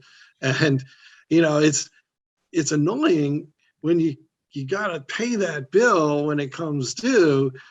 The escrow is so nice to have it just taken out over a period of time. I'm glad I have an escrow, but I do want to point out that, yeah, there's several lenders out there don't do it.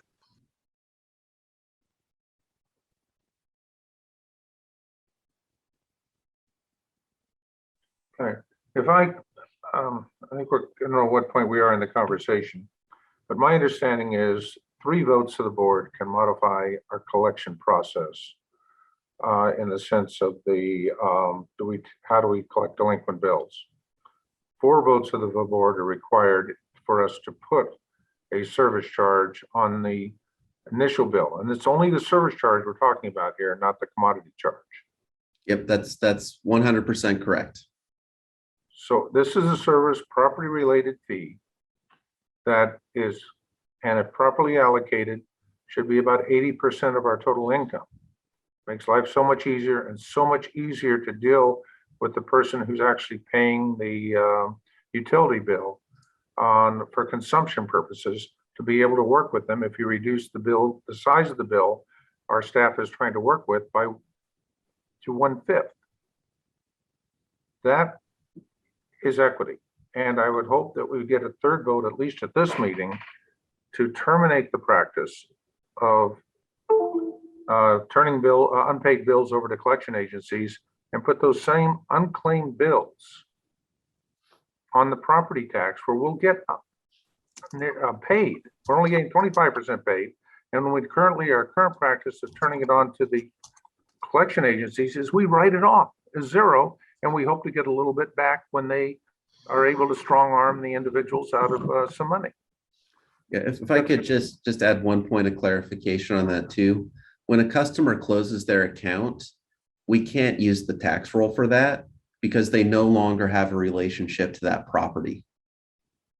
So like say a homeowner moves out, they get their final bill and they don't pay it. We can't put that on the property tax for the new property owner. I believe you could certainly put the service charge portion of it, because but that's part of our mindset, is that we have not bifurcated the bill. We're still thinking it is a single entity. If we can get to the point where we realize the property tax, that the property owner is responsible for the service charge, and that we could do independently as well. But I think there's some flexibility there. I do have a question for staff. And this is concerning directly the concept of, can we even do this? Now, everything I've seen to date is always specifies water and sewer districts. It never says water only. And my concern is, and this is a question for staff, am I correct in this statement that there are no other water districts, solely water districts, trying to do this? Now, I've heard East Bay Mud, and I watched the Aqua presentation. And at the Aqua presentation, I came away with the same question and the same concern. Now, I know Director Sethi's been working with Aqua staff on this, and I'll support his work on that, because I do think that in the present situation, I don't believe we could do this. I think we're opening ourselves up for a legal challenge. But if the state wants to change the law to go from water and sewer to water and or sewer, then I think we could have the conversation safely without opening ourselves up to a lawsuit. That's my question to staff or legal counsel. Yeah, so maybe I should take this one. So is there a basis to collect this? I'm just going to focus on the service charge, because that's the part of the presentation that we're on right now. To collect the service charge on the property tax bill, yes, there is a statutory mechanism to do this. It is in the Health and Safety Code section. And it does, and Mr. Wunderlich laid out the process. We do need to adopt an ordinance or resolution. We do need to prepare a written report. For the first time we do this, we do need to give mailed notice to all of the property owners in the service area. It's subject to a protest process, and this can't start until this board takes action by a 2/3 vote, which would be 4 out of 5 directors. So the Health and Safety Code does provide a mechanism to do this. Would a water district who is solely providing water service, is this happening everywhere throughout the state? The answer is no. So I do think that there is a process to do this, but the district would be on the leading edge of doing this as a water district that's only providing water service. There are water agencies in the state that provide both water and sewer service, that are collecting both their sewer service charge and their fixed charge, their service charge for water on the property tax bill. But we're not aware of any other ones, but there may be some out throughout the state.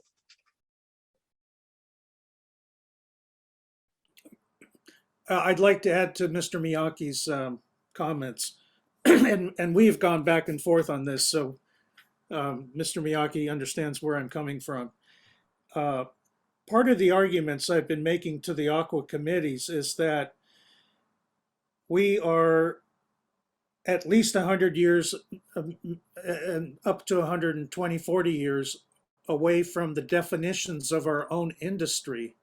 And so when the California legislature adopted, and this is my argument, so hear it out as my argument that I'm making, that if you go back to the dictionaries that the legislature worked with at the turn of the last century, water districts were in the sanitation business. And over time, the word sanitation has evolved to more to the sewerage side and water treatment as a separate, distinct profession. But if you go back to AWWA in the late 1800s, early 1900s, all the language of sanitation was primarily concerned with water sanitation, the purity of water. And if you look up the definitions of sanitation, you will see that it all primarily deals with water purification, water sanitation, cleanliness of water.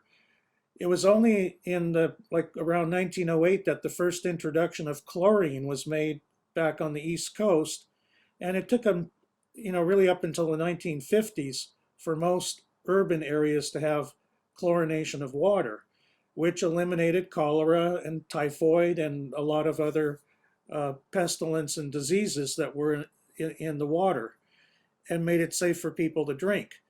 So my argument is that when you read the California Public Health and Safety Code, and it's talking about sanitation, sewerage, water, and sewage, that these were all interchangeable terms back then.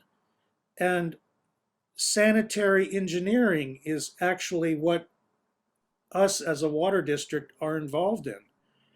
We are involved in the sanitation business, whether you like it or not. That's the definitions of the legal code that the legislature was dealing with back then. And so I do not believe at all, and I'm not an attorney, but I believe my educated opinion is that we have to look at the source language. This is how the Supreme Court looks at what was the intent of the Congress or a legislative body when they wrote what they were writing into the law. And so I do not see that this is at all exclusionary to a sewer district or a water district, or you have to be both at the same time.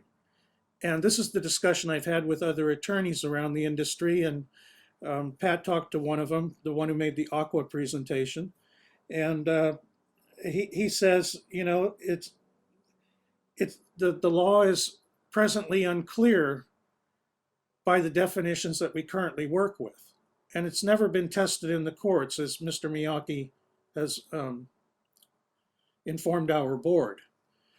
So, yeah, it's a little bit leading edge, but I don't find it to be exclusionary in any manner.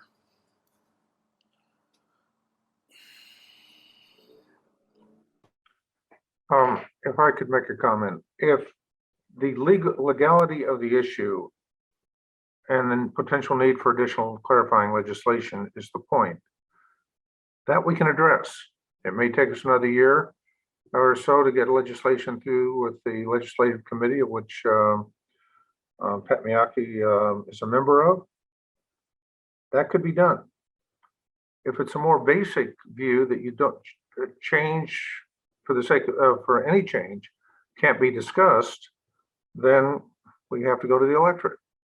But hopefully we can identify what your concerns are for what I believe is a far clearer, more effective, and more equitable system, which is utilizing of the property tax bill and the proper split between the service charge and the commodity charge, so we can do some budgeting. Thank you. Well, I'm going to come back again because I agree with Director Sethi. I understand where he's coming with this. I see how he draws an argument, but it seems to be, from everything that I've read, and maybe I've missed something, very straightforward water and sewer. So I have a lot of concern with that. Now, I would not be opposing any legislation to make it water or. Personally, I wouldn't. I'd say, you know what? Great. I think that's what I would like to see. And that would eliminate that question. Because when it says water and sewer, and once again, I'm not an attorney either, but I know there's a lot of attorneys out there for whatever reason, would just love to sue us on this. And if it says water and sewer, it's gonna, I guess the question is, if Aqua's working on it, I have supported your position with Aqua to clarify it. And to date, I don't believe it's been clarified. And the only things I've seen to date are water and sewer. So I'm having a lot of reservations with that aspect of it. There's a few other ones that I haven't addressed yet, but that's a major one that I do have a problem with. I'd echo Director Gunther there. I think I'm certainly in favor of us pursuing, working with Aqua to pursue a legislative, not fix, but get something codified so that we have explicit authority to do so.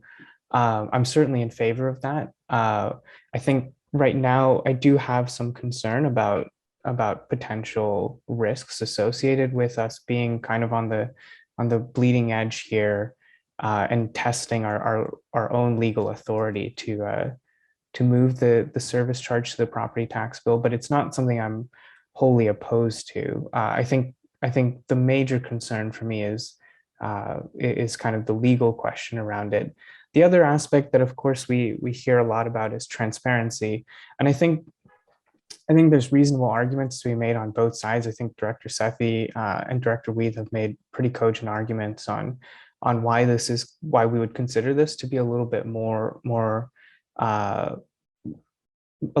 transparent, in the sense that your property tax bill is associated with the specific, I guess in this case, kind of the services that are protecting your property or are helping give your property value. And I think that's an argument that I can see that we could make and help build public opinion to support that move. But again, I think without specific legislative authority, I have that concern still that we would, I would prefer that we wait on that until we get to that point. President Akbari, I would just like to inform or re-inform the board that this did pass through the Aqua Legislative Committee, and they determined that there was no enabling legislation required either of Prop 218 or of the Public Health and Safety Code. So, and it went to a couple of other committees as well, same conclusions. The direction back to the local government committee was to put together the business case in a white paper that we could distribute around the Aqua communities and water districts. And as I discussed this with Mr. Miyake, I asked for a postponement on issuing this out at the fall Aqua meeting, because even I myself would like to have more examples of where this is being done and clarification from other attorneys. So it's kind of a work in progress, even from my own standpoint, because I don't think you can go out to the Aqua community and other water districts without having a pretty solid case for why you're recommending this approach. And it may turn out, within a year after, and I'm working with a team of people on this, it may come back that we do want to come back and ask for clarifying legislation on the public health and safety code, so that there is a determination that this applies equally to water and sewer districts, or districts that operate both types of facilities. I will say this because I'm a Silicon Valley, I've worked my career in Silicon Valley technologies, and as a businessman, I take calculated risks. And I think this is one calculated risk that's worth taking. And I also like being a leader. It's good to be a leader once in a while and show people some direction. And I've talked to Dave Egerton and other people, senior in Aqua, and they asked me, why is this coming up right now? How come nobody's been thinking about this before? And I'm saying, listen, when most water districts were putting only 8 to 10% of their service charge on their bill, and the rest was a commodity charge, we didn't think much about these things. But after going through repetitive droughts and recessions, and sometimes both at the same time, now water districts are starting to charge, a third of their water bill on the service charge. And now it becomes practical to put it on the property tax bill. And so I've stated to many people in these committee meetings that it requires a change of industry thinking. It's a generational, we've been practicing things for 100 years the same way, and now we need to think about the next 100 years and how we operate water districts of the future. And, as Director Weed and I keep arguing, you need to better match your fixed costs with your service charge in order to operate from a good business platform. So I think we're headed in that direction. If we have 4 members of this board that have the guts to take a leadership position on this issue, that would be great. If not, we'll just have to continue plodding along and doing more work. Well, at this point, Director Sethi, I'm not with you yet. Part of my problem here too is the service charge itself and how we've discussed this in the past. And I think you and I are much closer than I am with Director Weed on this topic. I don't believe our service charge is that far off. I was a swing vote on the 100% change years ago.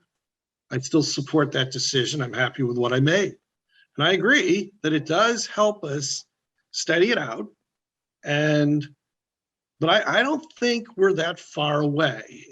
If maybe where we should be right now, we know how much water we're going to sell. We pretty much know how much water we're going to sell. We had that in the 2015 drought. So we know where our baseline usage is. Now, water use, commodity use, doesn't reflect necessarily, if you were to use solely the source of the cost of the source and the cost of the materials, then sure, then we're way off. But the problem is, it's not just that. It's being able to turn the tap on at midnight and ensuring that the water is going to come out, or the tap when the use of the system is the highest. And so there is a cost of the service that needs to be reflected in the commodity charge. What that percentage is, I'm not, to be honest, I'm not 100% sure. I do know that it's not the cost of the water and the chemicals, because it takes money to move that water to me in Union City so I can go out and turn my faucet on. We have treatment plant operators. We have guys that have to repair the system or ensure it's working. It's a fairly significant cost, including meeting those high demands. So I think we have a problem there. And like I said, I do believe that you and I are closer on what the service charge truly could be or should be. But I'm hearing talk of 70%, 75%, and that's way off. And so I really took offense to what the Union Sanitary Board did, particularly after they all, or not all of them, but several of them said no, who voted no on ours online. And one, they didn't give us that ability when they did theirs over 5 years in the middle of COVID in a virtual meeting. And it was simple. They just did it. And so as painful as it is to go before the public to do this, I believe we should. And so I'm concerned that, would we be hiding that on the tax bill? And I don't know what that answer is, because I would hope we're not. And I know you and we've talked about that and the transparency. Yeah. And there are ways I think that we could probably make that happen. My concern is I keep hearing 70%. And you know what? I'm not there. Well, Director Gunther, it's not one person's dictate to go to 70%. Well, no, I understand that. And I'm not there either. But let me expound on this. I had an attorney, maybe you know him, Doug McKinney, who's a water district attorney from Southern California. And after he heard my arguments on a formal presentation to the local government committee, he told everybody there is so much intellectual honesty in all the arguments of this presentation. How can anybody say no? And he is one of my chief cheerleaders, going around to all the other committees saying the same thing repeatedly. But I'll tell you where I think I made an absolute connection with the Water Management Committee, and the other committees that we presented to. It's that it was so timely that I was working on this 4 years ago as we were moving into the whole discussion in the state about rate affordability and the human right to water, and how do we provide rate relief to the millions of renters that are out there and the disadvantaged communities. And as the service charge has increased over the last 10, 15 years for most water districts, from a very small amount to something quite substantial, this is the key way to provide relief to millions of people in the state of California, and renters and disadvantaged communities, whether you live in an apartment or you rent a home or whatever. And I'm even invited, I think, along with Director Weed, to the next Water Education for Latino Leaders conference, where I get to present on the same subject again. And to me, that is one of the pro arguments going out to our community, where if you're talking about rate affordability, this is one really significant way to help people out. Let me jump in for a moment. One of the reasons I believe we have not had more active support on the administration of Aqua is the $1 billion of COVID relief, which is coming down, and we've just been told we're going to get about $1.5 million. So that is a one-time issue, and they didn't want to cloud it, saying it really isn't necessary, because if we put a properly scheduled service charge on the property tax bill, we wouldn't see it. We're looking at staged rates, 60%, up to 60%. And the reason for that has nothing to do with conservation.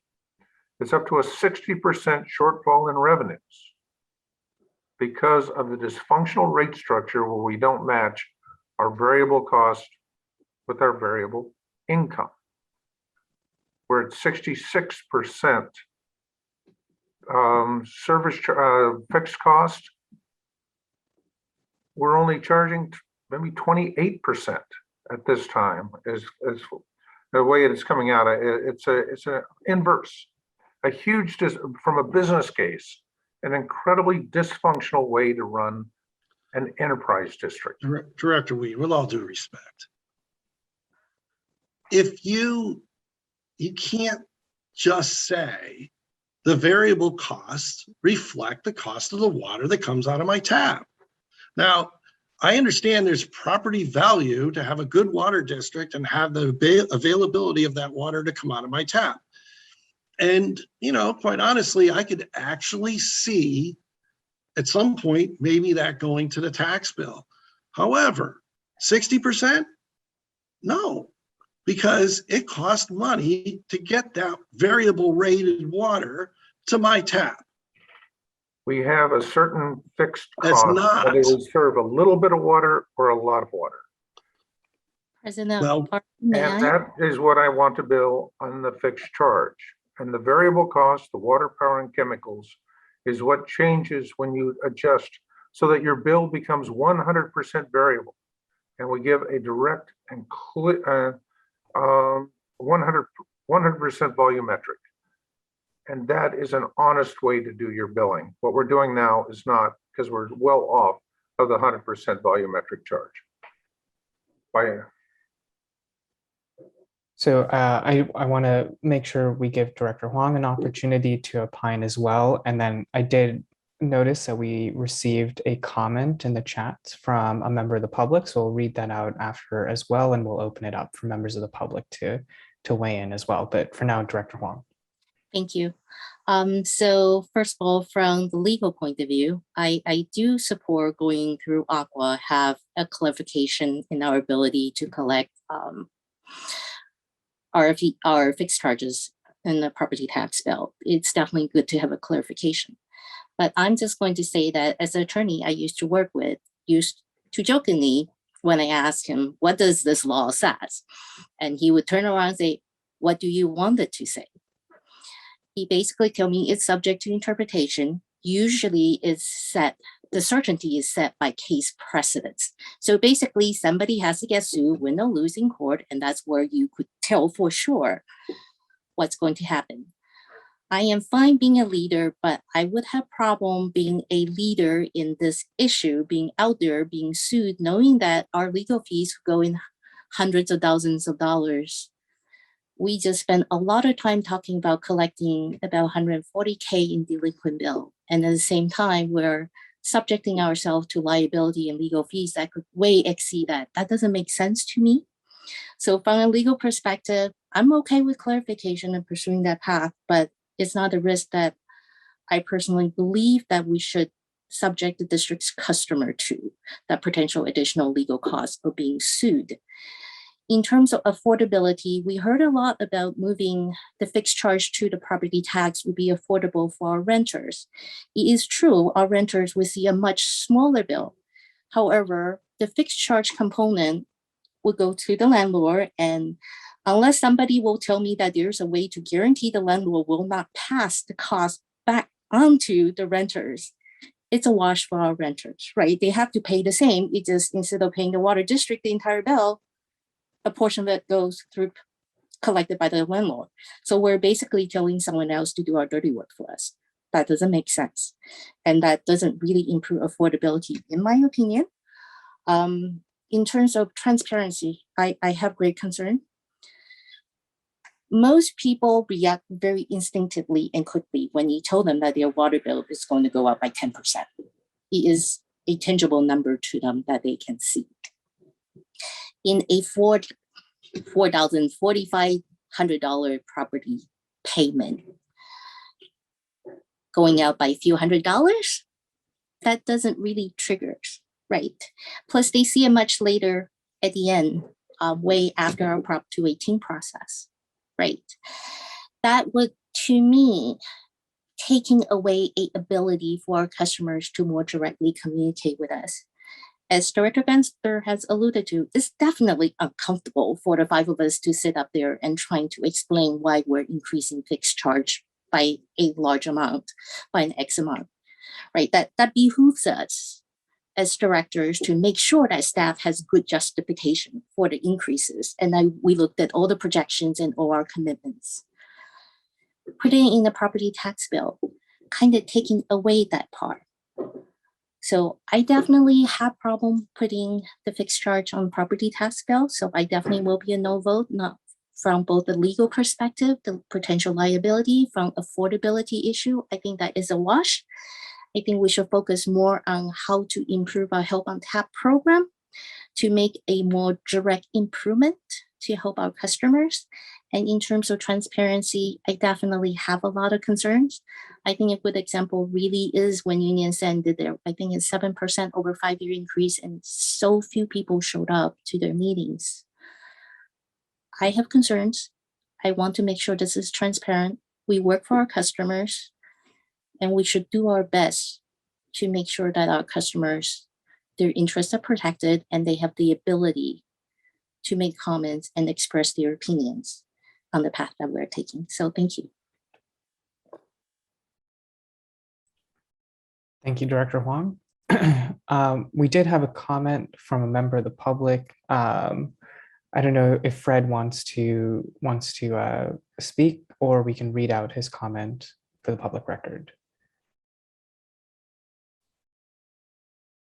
And Ms. Sue, if I could ask you to move the slides back to its PDF page 24 or slide number 21, because this is what the question is based upon.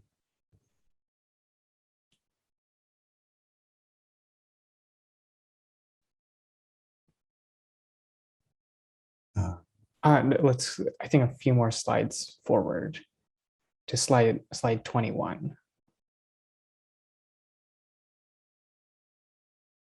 And not hearing from Fred at the moment, I'll go ahead and read the question, and it has to do with the staff's estimate of the net cost of implementing a program of putting the service charges on the property tax roll. The question is, will the additional net cost estimate of $65,000 on page 21 for moving the service charge for non-residential customers to the property tax billing be passed along to residential customers as a rate increase? And how would the net cost increase, how would the net cost increase when including the larger number of residential properties?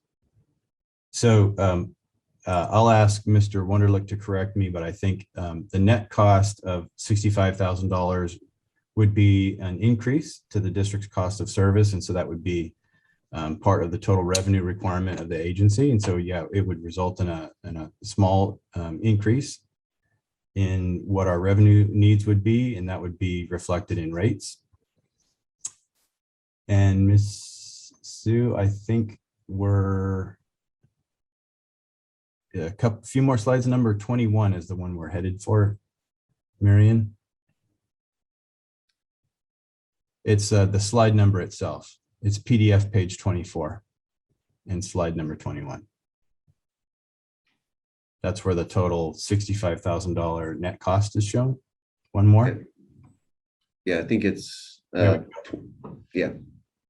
So yeah, no, Mr. Stevenson, that's correct. You know, in terms of the district's overall cost of service, it's relatively minor. You know, this was specific just to non-residential accounts. 65,000 is equivalent to about 0.05%. If we did on all accounts, that was over 400,000. That would be, you know, about 0.4%. I'm not seeing any other questions or any other. Oh, wait, I do see a hand raised from Mr. Ken N. Yeah, Mr. Nishimura. Thank you, President Akbari.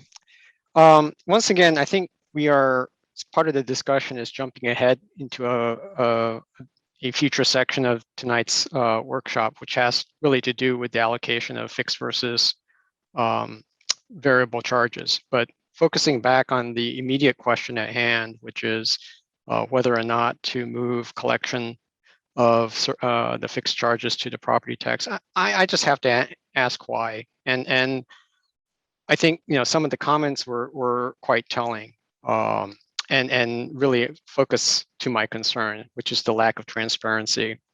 And I know President Akbar, you had interpreted transparency as, you know, is more of along the line of philosophical argument of whether or not the service charge should be tied to a property tax or not.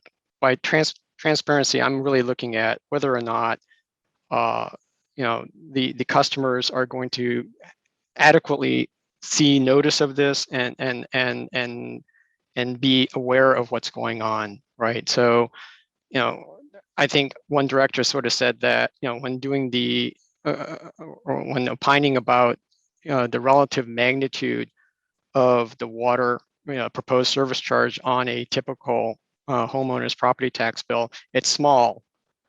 That is true. It is going, compared to the average tax bill based on the 1% state mandated collection plus the add-on ad valorem taxes. Yeah, it's going to be small, and that, I think, unfortunately, and maybe I'm getting a little cynical here, also means it's easy to bury, right? And I'm concerned that this is just an opening salvo towards making massive changes to the fixed charges and basically having it buried on the property tax bill, where it becomes out of sight, out of mind, right? If it's something that you see on your bi-monthly water bill, people pay attention. If it's something that's mailed to you once a year, and that's the way property taxes are, you get one mailing with 2 installment coupons, and it's buried in the in the matrix in the upper right hand corner. It just lacks the visibility. Maybe that's the better word, visibility to the ratepayers. And this is, I think, again, I'm perhaps getting a little bit cynical, but this seems to be an expedient means to move a portion of the water bill to a place where it's sort of out of sight, out of mind, where relatively large changes are going to go unnoticed, right? And we've heard directors opine to putting up to 80% of the water bill on the property tax. So again, we're talking about a means to an end where we don't want to go, and that and that's why I'm concerned about the lack of transparency. It's really more or less lack of visibility, and since we seem to be skipping around, I'm just calling to attention, the slide number 29 or PDF slide 47, where it's actually quite interesting, where we have the policy objectives of the directors, as they were polled in the past, and it's very clear that affordability is is the lowest priority of one of the directors who's a proponent of this, and conservation, is the lowest priority of another director who, was opining that putting the 80% of the property the service of the water bill as service charge, and really making the consumption or commodity charge be absolutely and 100% the variable part. That would be an argument to show conservation, but I'm looking at the priorities, and that just raises my cynicism. So I am concerned that this is the beginning of an end run, where by putting it on the property tax, it just makes it less visible and less accountable to the rate-paying public. So I urge the board to not do this, at least not under the current circumstances. Thank you. I think this might be a good place for this, but my question is, if we were to go this route, the property owner will then be in many cases, the property owner right now, the customer is getting the whole bill. But we're going to be putting ourselves in a position where the property owner could be getting one bill and a tenant could be getting another. And so my concern is in the Prop 218, where districts went and started charging rates. Santa, what was it, Santa Barbara, I think, or I can't remember which one. It's down south. And I'm perfectly fine with tier rates, by the way. And I also, by the way, am perfectly fine with putting costs associated with the state water project increase on the property bill. My concern, I guess I'm having a difficulty with, is getting my arms around is, okay, let's say if we did this, that service charge, because in actuality, I've been thinking about this and saying, okay, well, let's say if I agree to this, then, well, I'd have to see the service charge go down. Because my thoughts are is that the commodity charge that we're discussing should be what it costs to not only make that water, but to get that water to my house. And that effectively is pretty high. And it's probably higher than what we're charging at the moment. So are we going to put ourselves in difficulty if we have one set of customers, i.e., and a small, very small group, that would be a property owner versus a tenant, and the property owner saying, hey, yes, I get a benefit from having a good water district and the ability to do that, but I'm being charged too much because, and I'm probably overthinking this, but just thinking about this, if I was to support it. And that is, am I paying too much? And then the lawsuit comes saying, look, you're charging me, let's say 47% for my service charge, and you're charging them just this, whatever this other amount is, and you can work statistics any way you want. Is that going to open up some bad doors, I guess is my question. Maybe I'm wrong.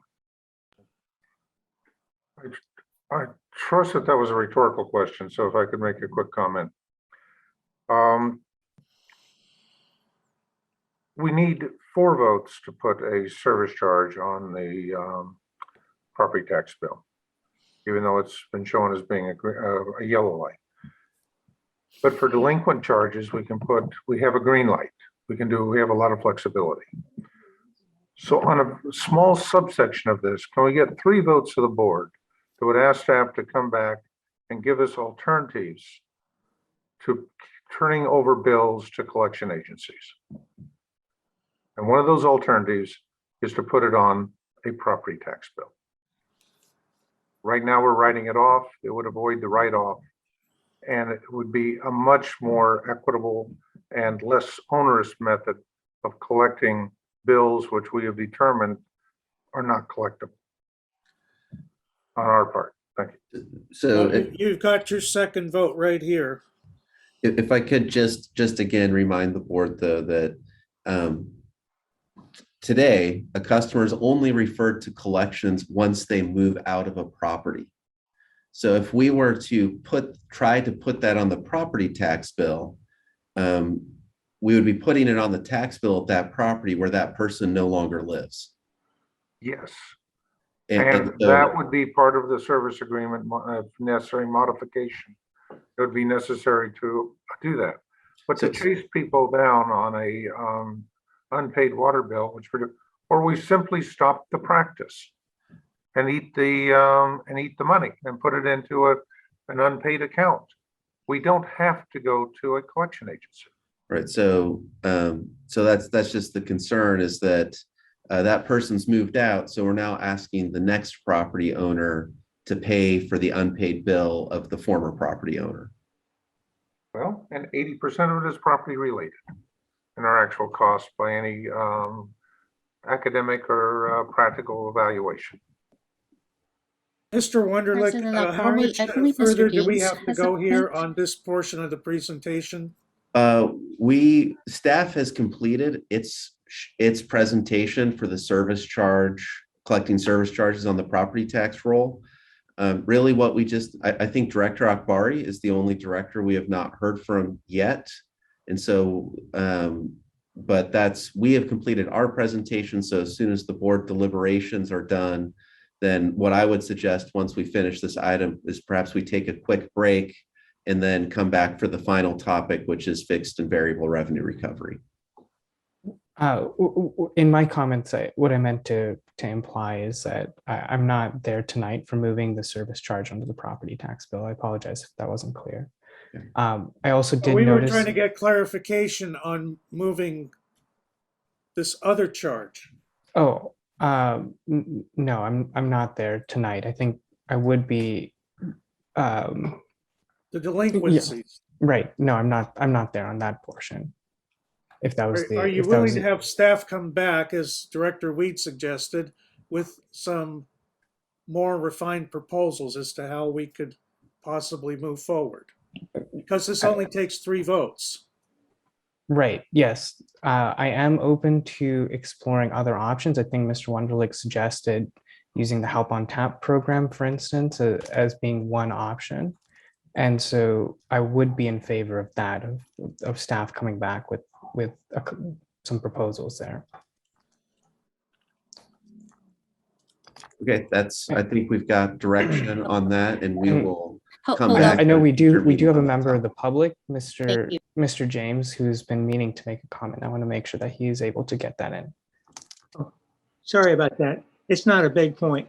It's just a point of clarification. Possibly, I didn't hear it correctly because I've been in and out of the room doing other things. But I thought I heard someone say that the property tax is billed once a year to the property owner. And interestingly enough, we're billed twice a year to the property owner, and we're billed for the water district charges once a month. So I just thought that maybe I'd clarify that a little bit. We're billed twice a year.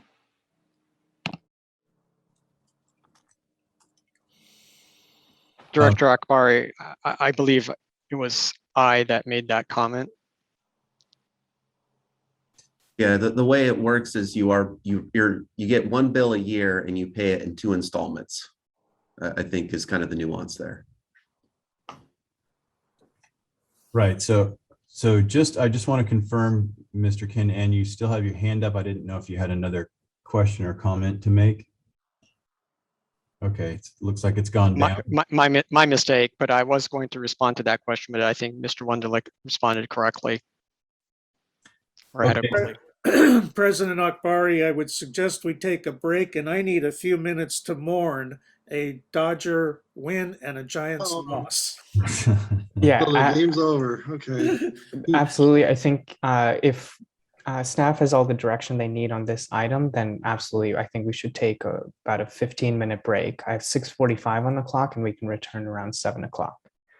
That So sounds let me just confirm with staff that they have what they need. We have everything we need. We've been directed to bring back some alternatives to the board to eliminate or mitigate the use of a third-party collection agency. And so we will bring that back at a future meeting. Perfect. Yeah, Okay. and if I could just add on, in terms of the service charge to the property tax, we're not seeing 4/5 of the board in support of that. However, we are seeing support for the district supporting Aqua efforts to further evaluate that as an option. And so that's the direction that I think we've received on the second of these 2 topics. Okay. Perfect. Yes. Thank you. Okay. We'll be back at 7 p.m. All right. Thank you.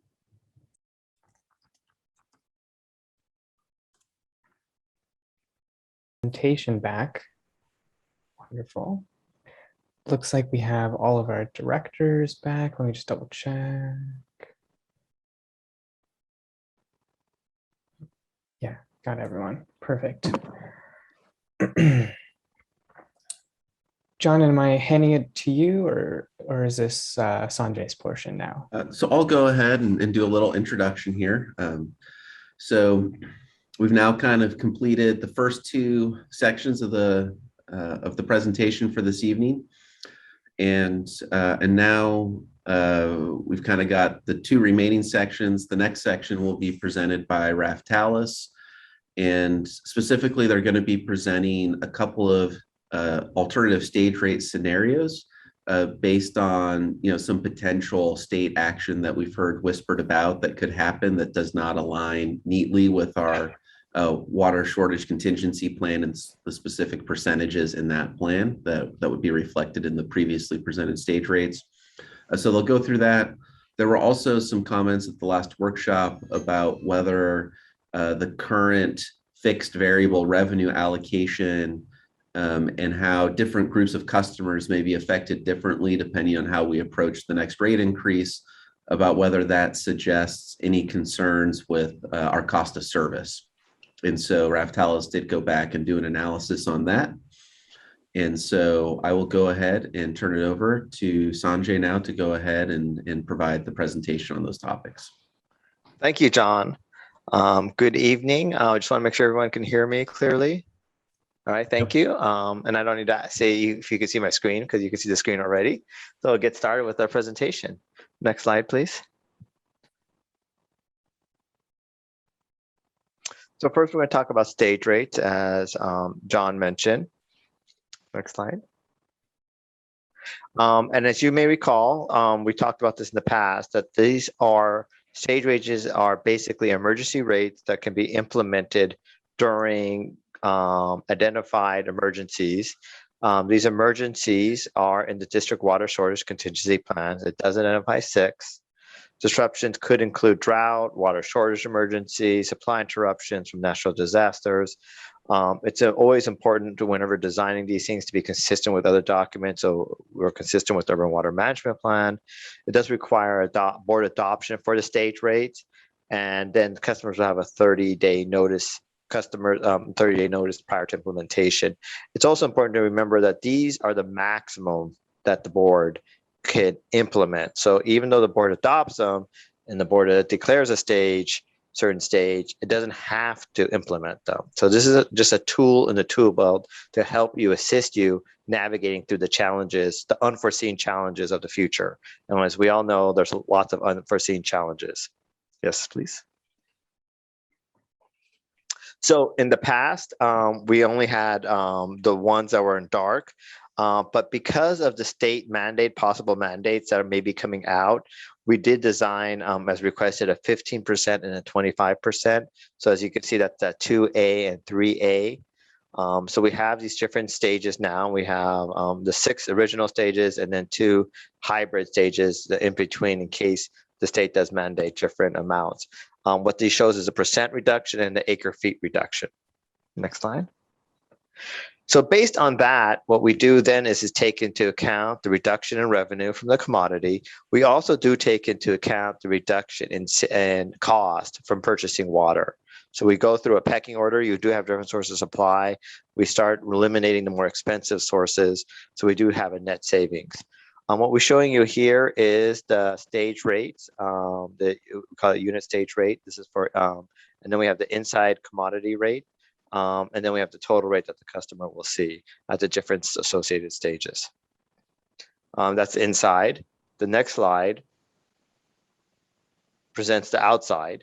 So the only thing changes here is the outside rate. As you may recall, the outside rate just basically takes into account the property tax. That the outside customers don't pay for that. So that's what we're taking into account for the outside rates. Next slide, please. So maybe, I'm sorry, just go back one more slide. So just to iterate again, if the board declares a stage 3A, or if the state mandates a stage 3A reduction of 25, then the board can decide whether or not to implement that unit stage of 148, $1 for 0.486. The board could decide to implement something lower. It could use reserves. It could try to do cost savings. So it creates options for the board in deciding how to navigate through this. Let's go to, should we take a pause and talk about this, John, or should we go to the next portion? This, I guess I can look to the board if there are any questions. I wasn't necessarily expecting a lot of questions or discussions on this. This was just being prepared for different scenarios that could come forward. But in terms of approach, it's the exact same that was discussed last month. So I'm not hearing any questions, so I think you can proceed. Okay. So one of the concerns was, is there any cross subsidy occurring between customers? And that can happen through many different ways. So let's go through this analysis. So why do different customers, so the first thing we want to understand is what are our different customers that we have? We have single family, multifamily, commercial, landscape. And what we want to do is look at the pattern of the customers to decide how, based on their pattern of use, how much cost should be allocated to them. And specifically, what we're thinking about here is that peaking costs. That's one of the differentiation we could use between customer class. Next slide. So this is an example. You have two systems here. These could be two customer classes. They use the same amount of water at the end of the year, that 10,500 acre feet. But one, as you can see, system two peaks quite a bit more than system one. And because system two peaks so much more in the summertime, there'll be larger facilities that will be needed to meet that demand. That's whether it's operating costs, whether it's capital costs for larger pipelines and replacements.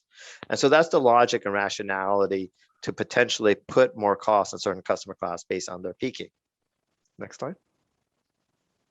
So we go through an analysis where we look at your cost structure. We ask how much does it cost to provide water, your different sources of supply, conservation, the cost to provide base delivery, that's the average winter use, peaking, meter maintenance, and customer service. And then we start allocating those to between fixed and variable. Based on the different cost components, we could potentially allocate them different by customer class. There is some discretion by the board on how to do this. The approach that we've been taking historically is based on meter size. In some sense, meter size is your customer class. Larger meters, more capacity they have. And that's what we've been doing. We've been shifting the peaking of cost onto the meter size with the thought process that larger the meter, more instantaneous capacity you can use. So the metaphor I like to use is the internet speed. I think we're all familiar with our internet now.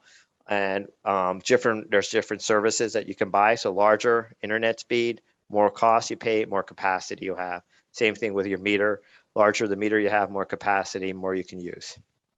Next slide. So peaking, as I said, is what we're using to allocate the cost.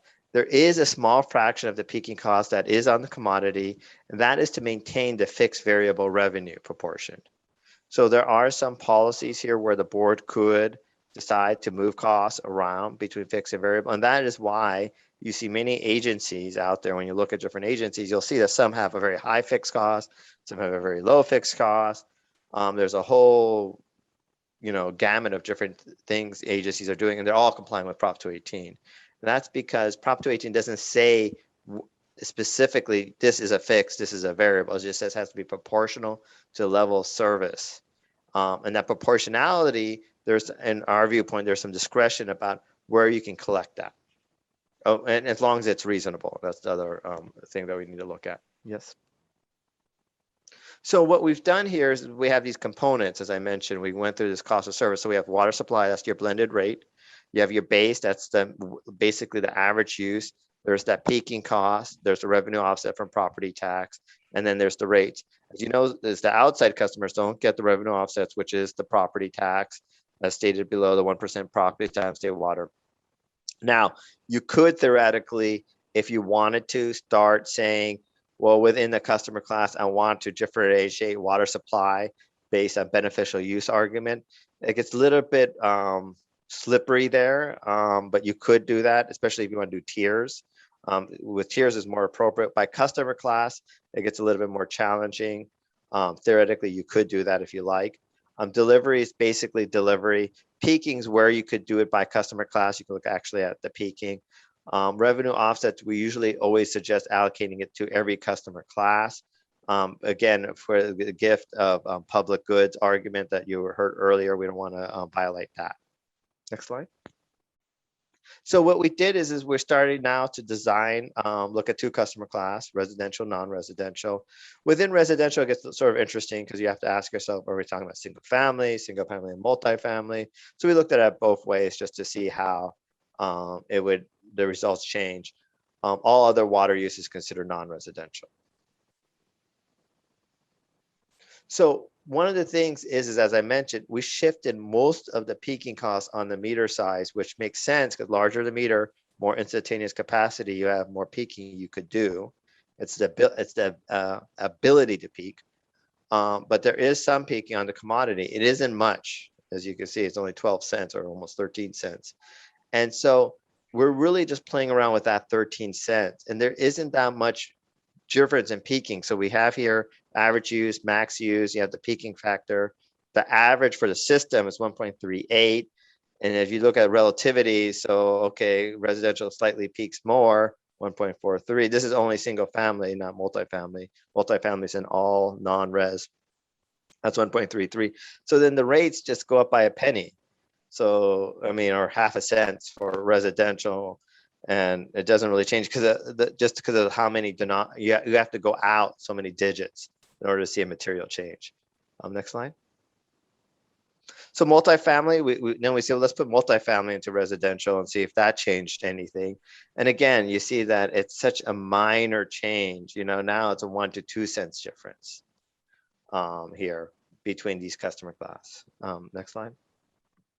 So basically, you know, if we look at the peaking, it doesn't really do anything. It doesn't really change the rates. It's either 1 or 2 cents. Based on this methodology of how we're allocating costs, there is no subsidy occurring in our viewpoint of professional judgment because there isn't that much difference in customer pattern difference.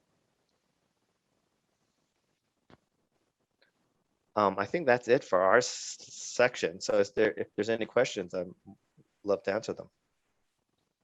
I have some questions if we have any. Inside and outside, could you define those and give us some idea of how much we're talking about in water cost or revenue? I think John most likely has that on top of his fingers, but it isn't that much. It's really, really minor.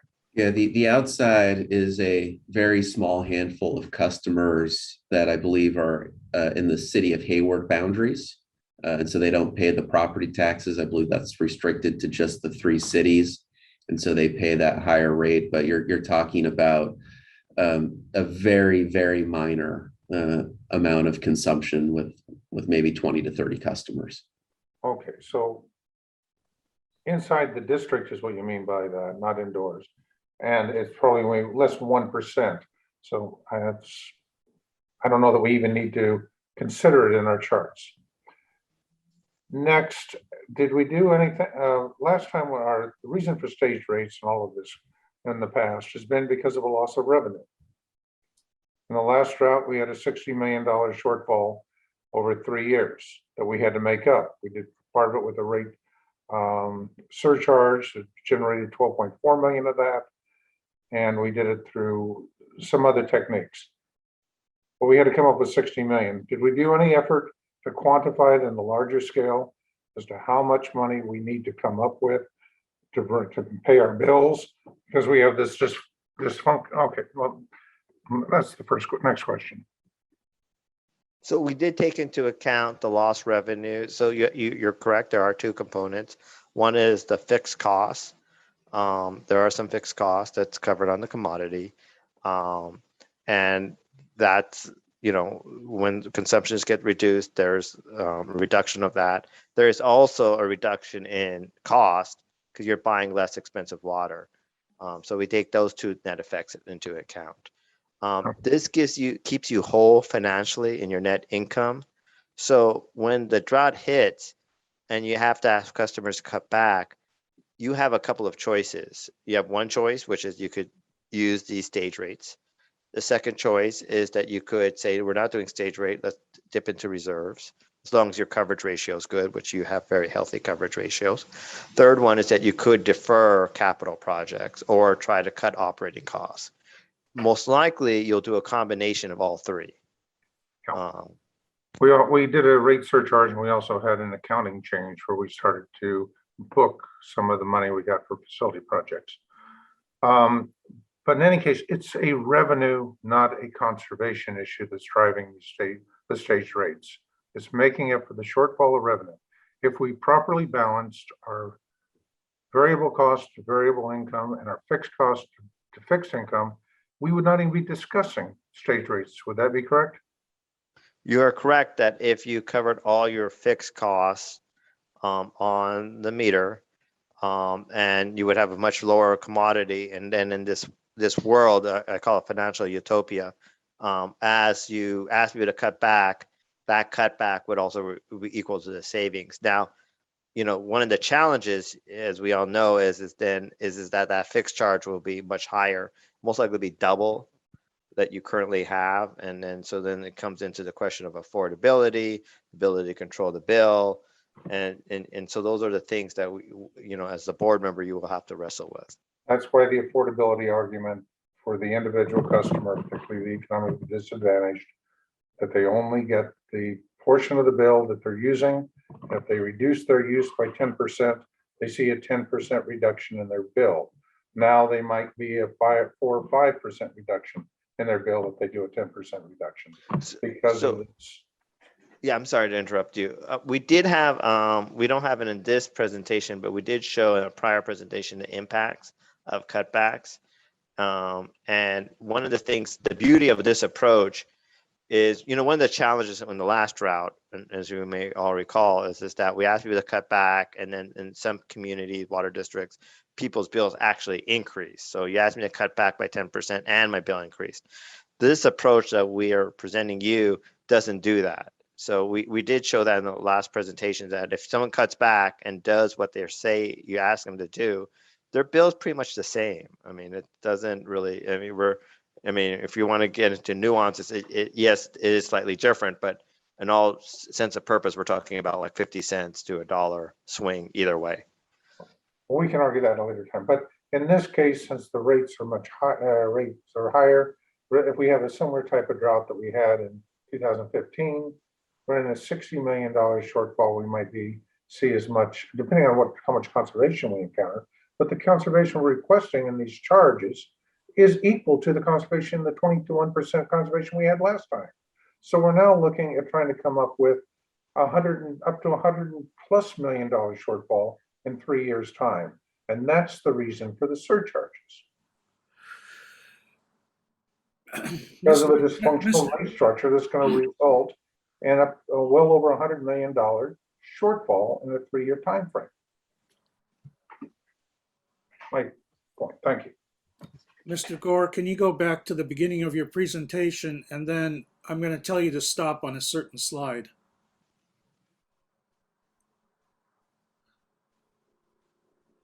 Where you have all the revenue.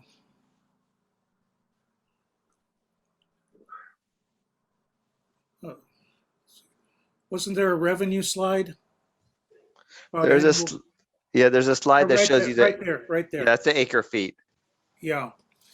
So at each stage that we have here, is the rate increase designed to keep us revenue neutral as consumption is going down? Is that correct?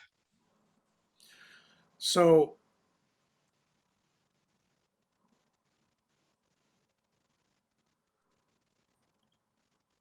I don't know if you recall what our experience was in the last drought, but where we, and Mr. Wunderlich wasn't here. My question is, were we revenue neutral during that period of time with the elevated rates that we had? Yeah, I don't believe... Director Weed is making a certain argument that we lost a lot of money. I'm trying to boil it down to, were we revenue neutral?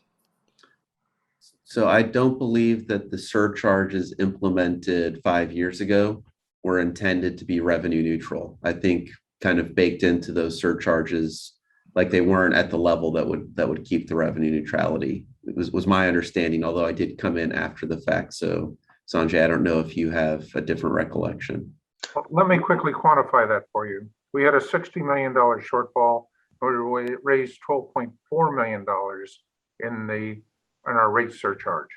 So only about 5%, I mean 1/5, 20% of the total surcharge of the revenue was covered with the rate increase. Right. So I'm not disputing what you're saying, Director Weed. It- Because as I recollect, we made up a lot of that deficiency from our emergency reserve and other things. And if I recall correctly, it was a decision to use reserves. So at that time. Yeah. So it was, I mean, the challenge here is the unknowns, right? We don't, when you ask someone to cut back by 20%, like say stage 2, that person, the end user, doesn't really know how to cut back by 20. I mean, you're getting AMI now, and I'm not sure where you are with that AMI rollout, but as that comes out now, people have that information and they can actually cut back. At the last round, people didn't have that information. So where I'm trying to go here is that if these stage rate increases are based on this consumption and we're staying revenue neutral, we still would have options to use our emergency rate stabilization fund to offset some of what is going on here. Correct. Correct. So if we go to the next slide, which shows, yeah, here. So those stages, so let's say we're in stage 2 and it says, you see $1 and 0.115. The board could decide, well, we're not going to do that $1.11. We'll do maybe 50 cents, or, you know, you can make that calculation, that political decision about how much reserves to use and how much of the stage to use. But the board could implement the full amount. And I just have one other question, which is kind of a semantics question. I go to different conferences and we all hear about tiered rates, as in tier with an ED. Mm-hmm. And then I see presentations where they talk about staged rates with an ED.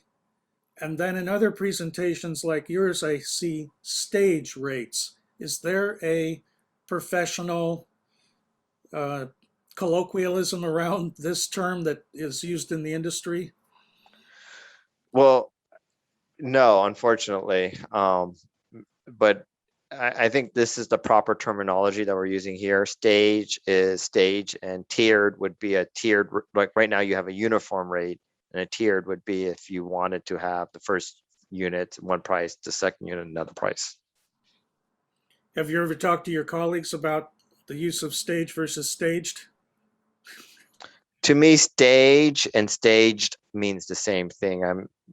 I don't see a nuance there, but if you think I should say stage, I'm willing to. No, I don't know what's proper. Yeah. I'm just telling you what I've seen, Yeah. and I've often wondered about it. Yeah, I would think stage as is presented here is correct, because this refers to our water shortage contingency plan, which has different stages that call for different levels of conservation. So like the stage 1 here or stage 2 rates, they correlate to the level of conservation at a stage 1 water shortage emergency or a stage 2 water shortage emergency. May I suggest one thing we've learned in each, going all the way back into the 70s. The problem is not the supply of water. It's the social conservation that kicks in when the media kicks in. Going all the way back to Matt Whitfield getting national publicity, pleading with people to start flushing their toilets because we were hurting in revenue. We didn't have a water shortage. We last drought. Our shortage lasted, our drought was 4 months until they gave us the ability to start bringing in water on the drains. So it's revenue shortfall, not water shortfall. This is not a conservation game. This is a revenue game, and made a problem because of a dysfunctional rate structure. Those are all my questions. Thank you, Mr. Gore. President Akbari, I have some questions for Mr. Gore. May I? Yeah. So first of all, it's a request for staff. Can you please change the numbering of the stage? Stage 01, 2A, 2, 3A, 3. Can we just renumber them from 0 to 8 if we choose to implement this? I think it would be a lot easier for people to understand. So that's a request. And the question is this: I understand this is the maximum number, amount we could charge per unit stage rate, and we could choose to have a lower rate. But within it, is it possible to give a credit for unit of water limited to what would be considered as efficient indoor use? The reason for this is this actually struck me as I was looking at our social media a few days ago. We try really hard to encourage our customers to conserve. We went as far as rebates for water efficient fixtures, water efficient landscaping. And now that they signed up with us, they put in this drought tolerant garden and they suddenly use less water. And then we're going to ask them to conserve another 15%. If not, we're going to penalize them. That doesn't make sense to me. That when our customer in very good faith put in a drought tolerant garden, minimize their water use, and here comes a drought and they're asking to conserve even more and being penalized for being good to start out with. And then there are households like mine, our lawn never recovered. I can't even grow dandelions at this point in my front lawn. We do not have outdoor irrigation anymore. And I've been following our social media recommendations. I collect the rice washing waters, vegetable washing water to water my garden. I wonder, how am I going to conserve another 15%? Right? I can't be the only customer in the district that have been keeping up with water conservation. It just doesn't seem to be right to penalize them. So the question for staff is, within the stage rate, I actually am okay with the stages. Is there a way to accommodate for people who have been keeping up with water conservation practice so we don't penalize them for being conscious of the amount of water they use and preserve this really precious resource? Yeah, so Sanjay, maybe I'll start out on this one and you can supplement what I say, but I think there are generally three ways that are presented to implement these types of rates. The first way is simply an increase to the fixed charge, because the way it's kind of looked at financially is the lost revenue is a cost to the system that needs to be made up so we can continue to afford to provide service.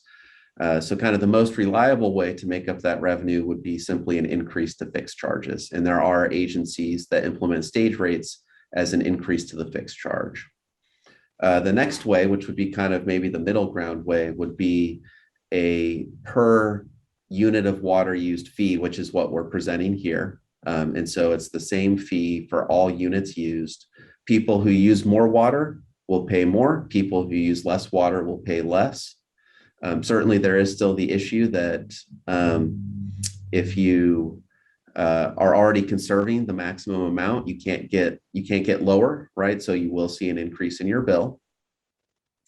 So this would be kind of the middle approach. And then a third approach would be kind of a tiered approach, which is what we did last time for residential, right? Last time for non-residential, it was like what we've presented this evening, where it was a set amount per unit consumed.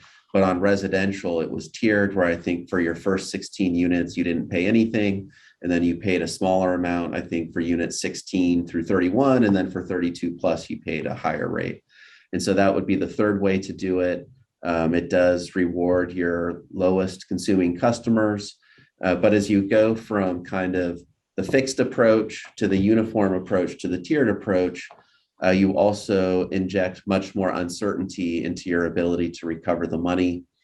From what I've observed, agencies that go on kind of more the tiered approach, they tend to get much more conservation than they expect out of those top tiers, and then they struggle on the revenue sufficiency side. And so that's kind of, I think, why we've done the middle ground and what we've presented as far as kind of balancing the revenue stability with the ability of a customer to still have some control and to only pay in accordance with how much water they use. Well, but I'll ask just to build- Sanjay if he has anything else he'd like to add to that. Well, to build on what you're saying, Mr. Wunderlich, the last time around, that's exactly what happened to us. We overshot our conservation goals, which were 20 to 25%, and we had conservation that was closer to 37%. And that caused a lot of the revenue shortfall that Director Weed is talking about. I would argue we didn't have, we had about a created- 20% It created contribution.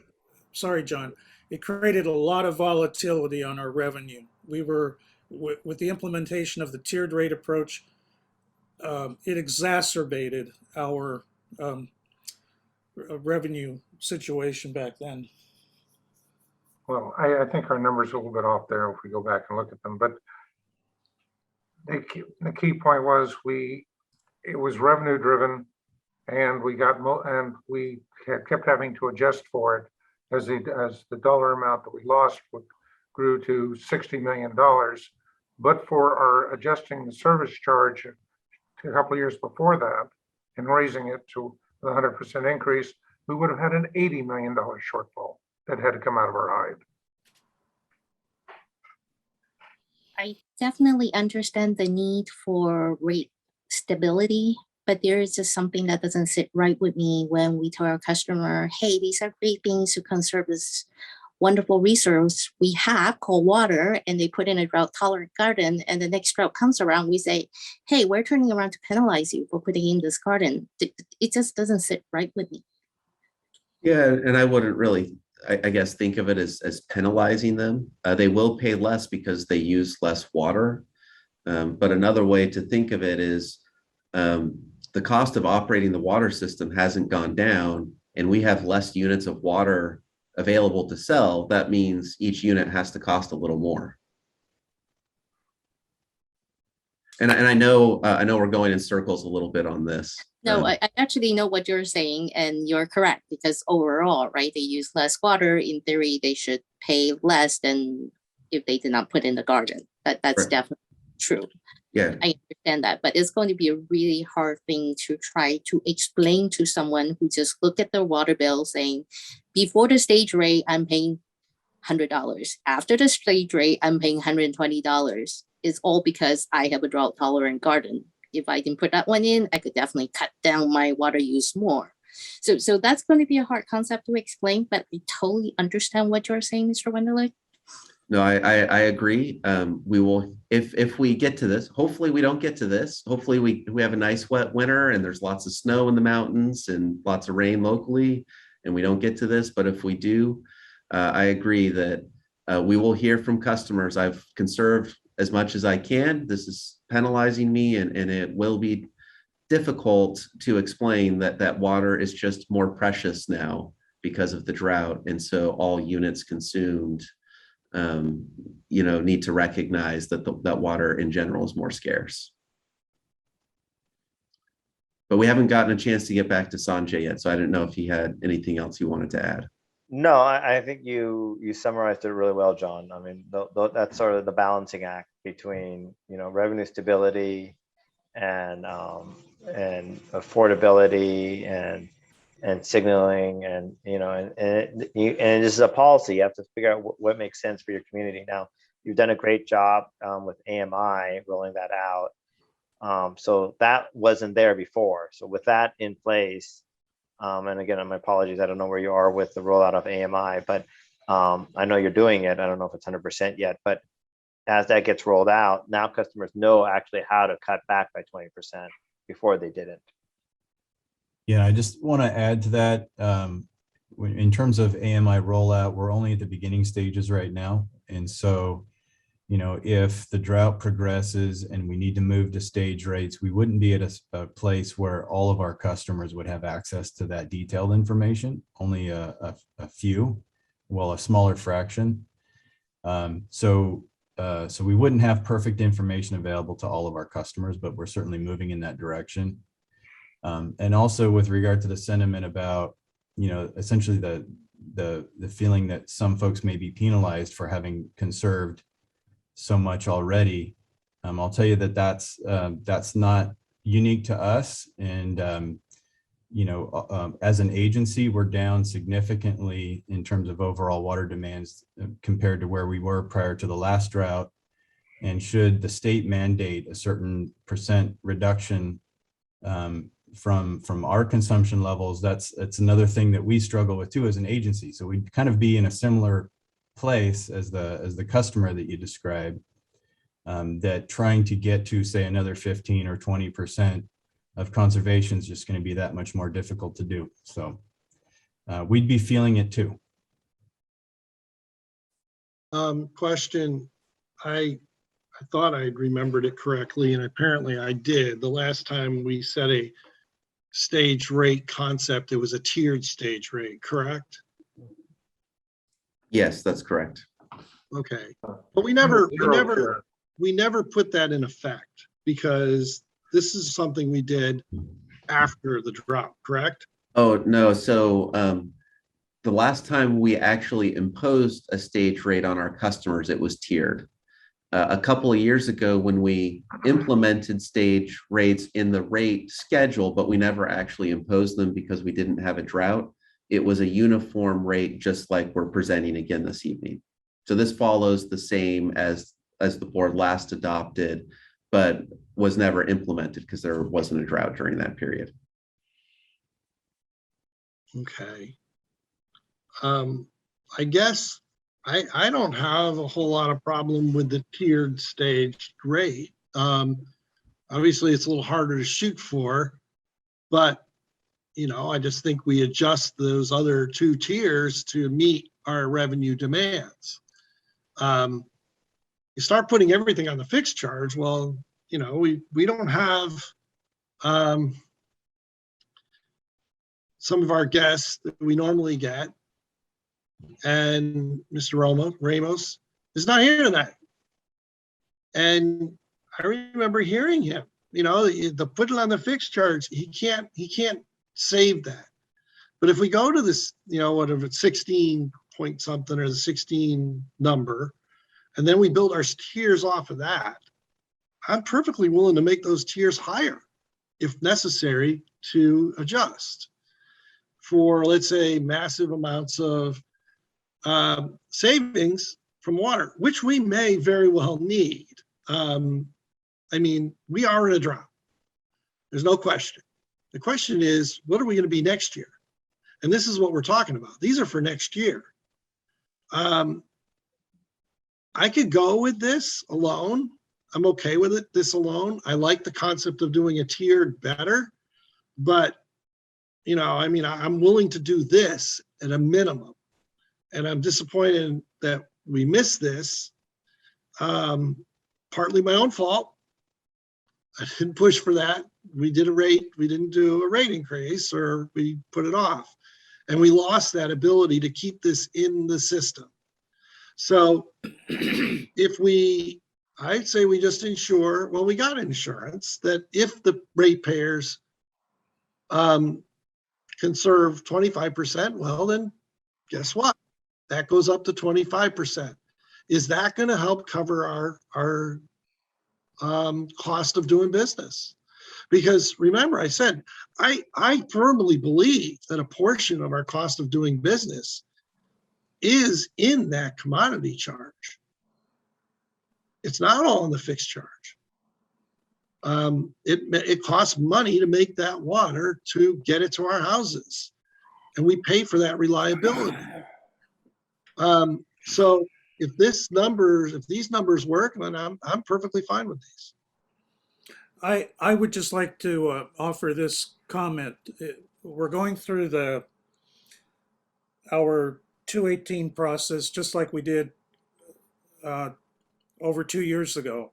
And aside from the 15 and the 25% 2A and 3A here, we adopted this same schedule for stage rates if we had to put them into effect.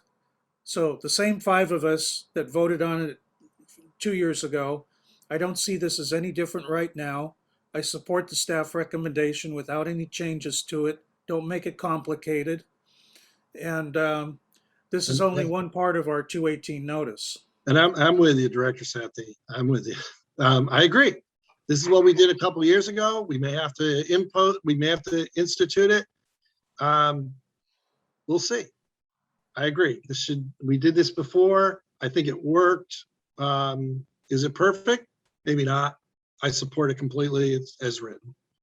If it's helpful to the board, at my prior agency, we did implement stage rates following this exact model. and it was very successful at maintaining our revenue despite conservation.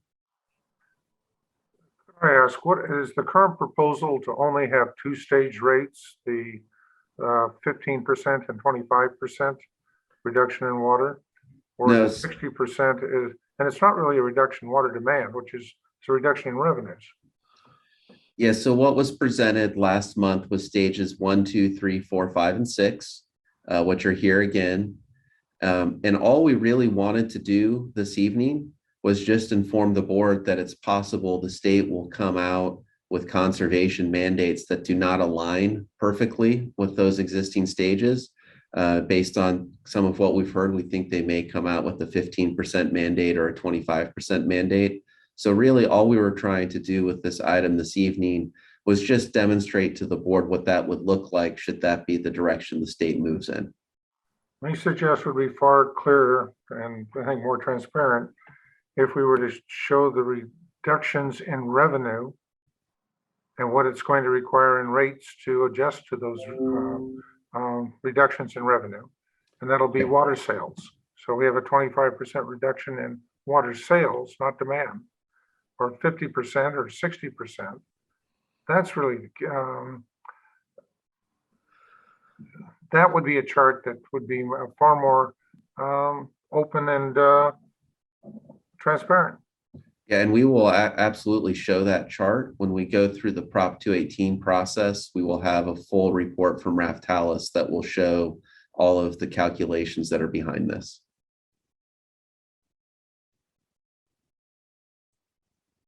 Yeah, and maybe I can also just remind the board, I've heard some comments regarding the stages. The stages 0, 1, 2, 3, 4, 5, and 6, those are consistent with our water supply or water shortage contingency plan. And so that's where they're getting their names. And the stages 2A and 3A were, as Mr. Wunderlich pointed out, added to the chart here so that we'd be prepared to be able to respond to a need to hit a target different than those even number percentages. And so that's why they've been added here. But the overall schedule here lines up with our water shortage contingency planning. And so I hope you'll forgive us if we don't change the stage numbering too much. And we've now added 60%. We did, that's an addition, is it, from last time? It is, because our updated urban water management plan that was adopted by the board earlier this year includes a stage 6. The prior urban water management plan only included up to a stage 5.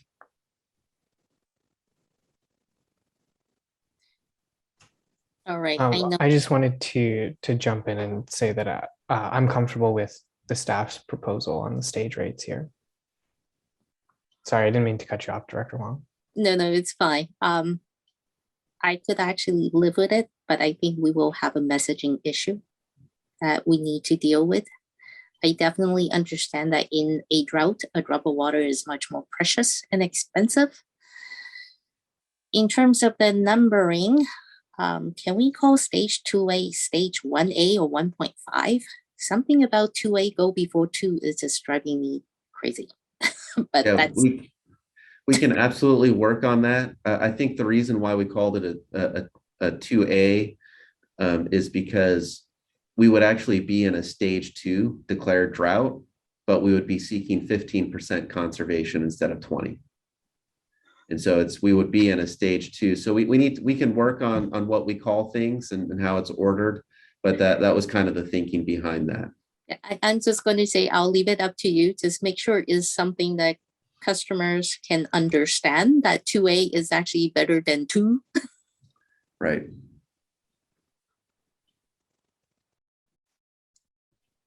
I think we haven't had a chance to take any input from our members of the public. So let me open it up, see if we have any questions or comments from members of the public.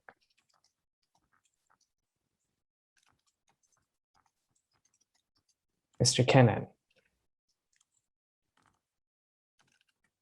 Yeah, I think my points have been already made, and this is really just commenting on a comment made earlier that this is something that we've done before, and therefore, since it passed before, it should pass again. And that's a kind of an interesting logic. If that's the case, then things that we did before we should do again without scrutiny. And I think we can come up with many examples in our country's history of things that we've done in the past really shouldn't be done today. And I think the difference between the last time this was discussed or implemented and today is that many people have implemented water conservation measures, right? So the ability of the customer base to flex, I think, is less, right? So it's less elastic, if you want to use that term, right? I mean, last time, when the state put out a target, I don't have the exact number, in front of me, but there's a claim that we overshot, and it's quite possible we did. We meaning the customer base, and that's because there was quote unquote low hanging fruit, where the customer base could make with relatively little pain substantially cut back on the water consumption. I think now, after having gone through several of these droughts in relatively recent succession, the ability of the customer base to flex is less elastic than before. So, I think first of all, the probability of overshooting is low. In fact, we have evidence of that, right? The governor has called for a 15% reduction, and I think at the beginning of this meeting, someone was reading off a list of water districts, and everybody's underachievement at meeting the targets set out by the governor, right? So the probability of overshooting a conservation goal is pretty low, and because many of the customer base has implemented conservation measures, their ability, especially the low water users, those that have really curtailed their outdoor water use, have limited ability to flex, and that's, I think, is why this time around it makes more sense to look at how to implement this type of stage rates while minimizing the impact to the portion of the customer base that has implemented the strictest water conservation measures. But I think that point has already been made, so I will let it be at this point. Thank you. Thank you for your comments, Mr. Nishimura. I see we have a hand raised from Fred.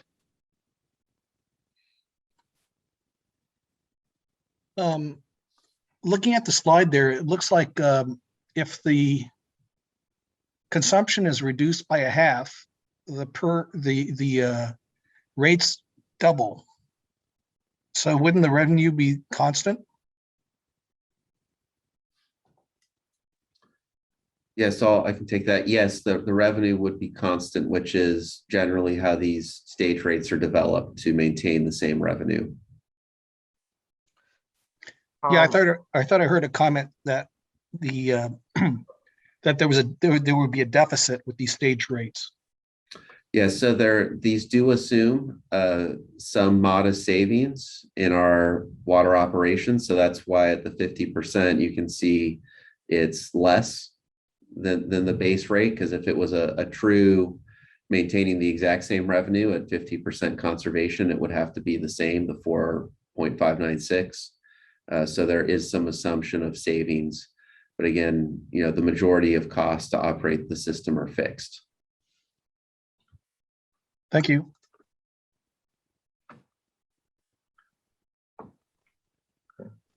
Thank you for that question. Are there any other questions or comments from members of the public? Can I just ask a point of procedure here? Yeah, Director Sethi. We're 4 hours into a meeting. The next portion that we go through, which I've already pre-read, could involve a very extensive conversation that might take 2 hours or more. I'm wondering whether we should consider splitting up the meeting into another meeting near term. I think that's more the discretion of the board. well, let me first ask staff if they have any concerns with us ending the meeting at this point and saving. I think we have one more section specific to the actual fixed and variable revenue recovery. Let me see if staff has any concerns if we were to push that to a later meeting. So I think we've received enough direction from the board on every topic to date in the meeting that they do not need to be returned to another workshop. And so we do have another workshop though on the calendar for October. And so I think it would be reasonable to, if that were the board's desire, to defer the last section of tonight's presentation to that October workshop. I would second Director Sethi's concerns that the next one could go for a while. I think we all have deep thoughts on this, and another meeting, it's not, I think it's fine to get into this like we are. We may not all agree, but this is what we need to be doing. And I think it's important, and I'd be willing to yeah, I agree with Director Sethi on this. It's also my understanding that we've talked about perhaps having a public hearing related to the zone-based elections process concurrent with that October workshop. So I believe the board is going to be having a meeting then anyway. Mm-hmm. So it's not really a question of if we power through it tonight that we avoid that having a meeting that day, right? Right. Right. However, I will note that that's the last scheduled workshop prior to December where we would receive direction from the board on a final package related to rates. So we would want to try and wrap up, evaluation of alternatives and so forth at that October workshop. If we don't, then we would have to add another workshop between October and December. I personally, I think we could wrap it up in one meeting, but we've been doing this since 4. We're going into 4 hours here very, very shortly. And I think we could agree. I think we could reach a conclusion and agreement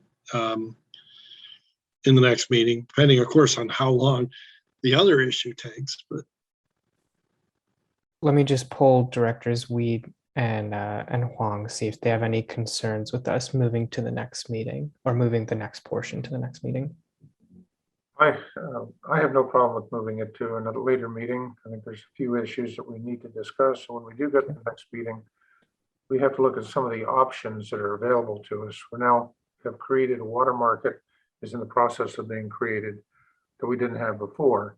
So again, it becomes about what is the cost of providing the water that's needed. We've never, sure. The other area that we had a big issue on last time was San Francisco. We made a big point that we might have to buy expensive San Francisco water. In fact, San Francisco, which I think is following the same pattern this time, has removed their minimum water purchase, and our costs for San Francisco actually dropped. Although we never did change our story on the rate surcharge, which raised to 12.4 million. Thank you. Thanks, Director Weed. So President Akbari, I could actually go either way, power through or postpone this to the next scheduled workshop.